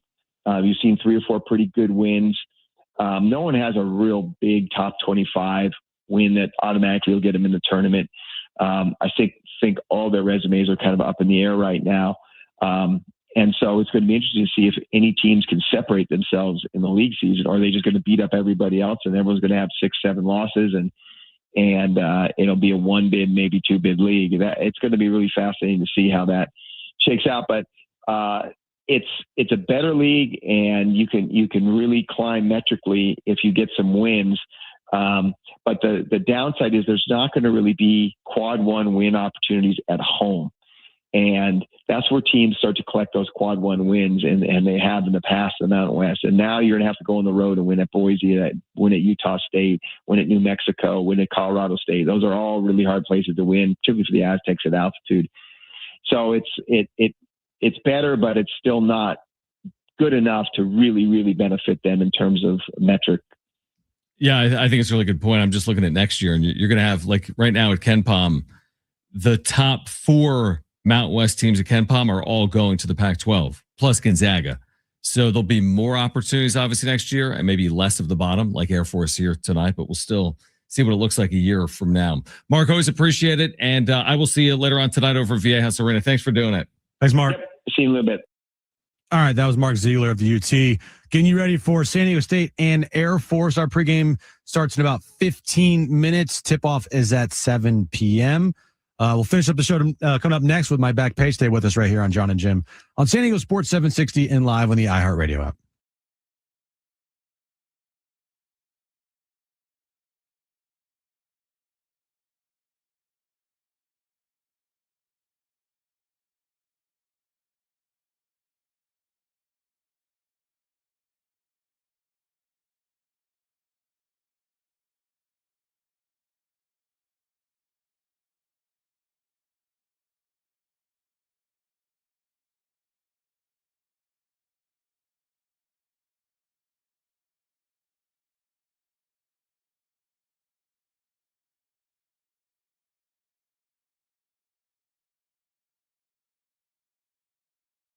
Hey guys, it's Jim from John and Jim here for the all-new Jamul Casino Resort. The Players Place, the next level of luxury has arrived. You can treat yourself to a stunning new stay, rooftop relaxation, indulgent spa treatments, and all the thrills of Jamul Casino Resort, now all in one unforgettable destination. You can savor San Diego's ultimate endless dining experience at Jamul 23 from their world-famous lobster brunch, served every morning, to the luxurious VIP endless dining experience each evening. Indulge in chef-created specialties, fresh seafood, prime cuts, and decadent desserts, all with stunning panoramic views. You can unwind in style and experience pure relaxation with indulgent treatments, serene spaces, and a retreat designed to refresh your body and mind, all at the brand new Jamul Casino Resort, the Players Place.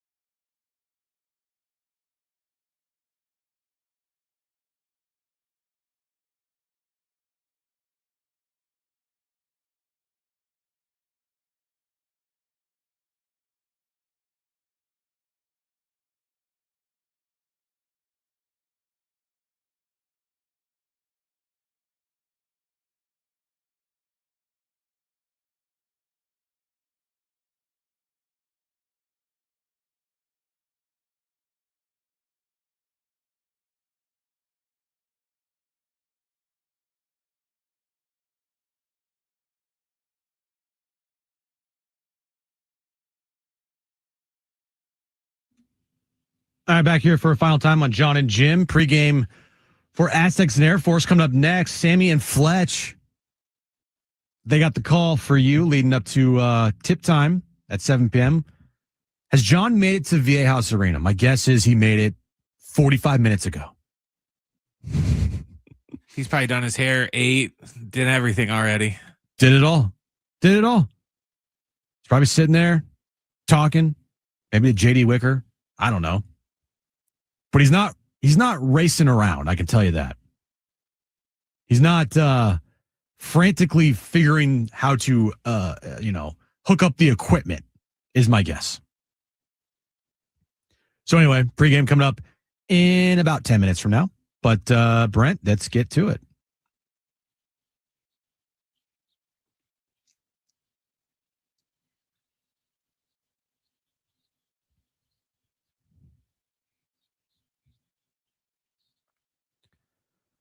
All right, so John Cena had his last match last weekend.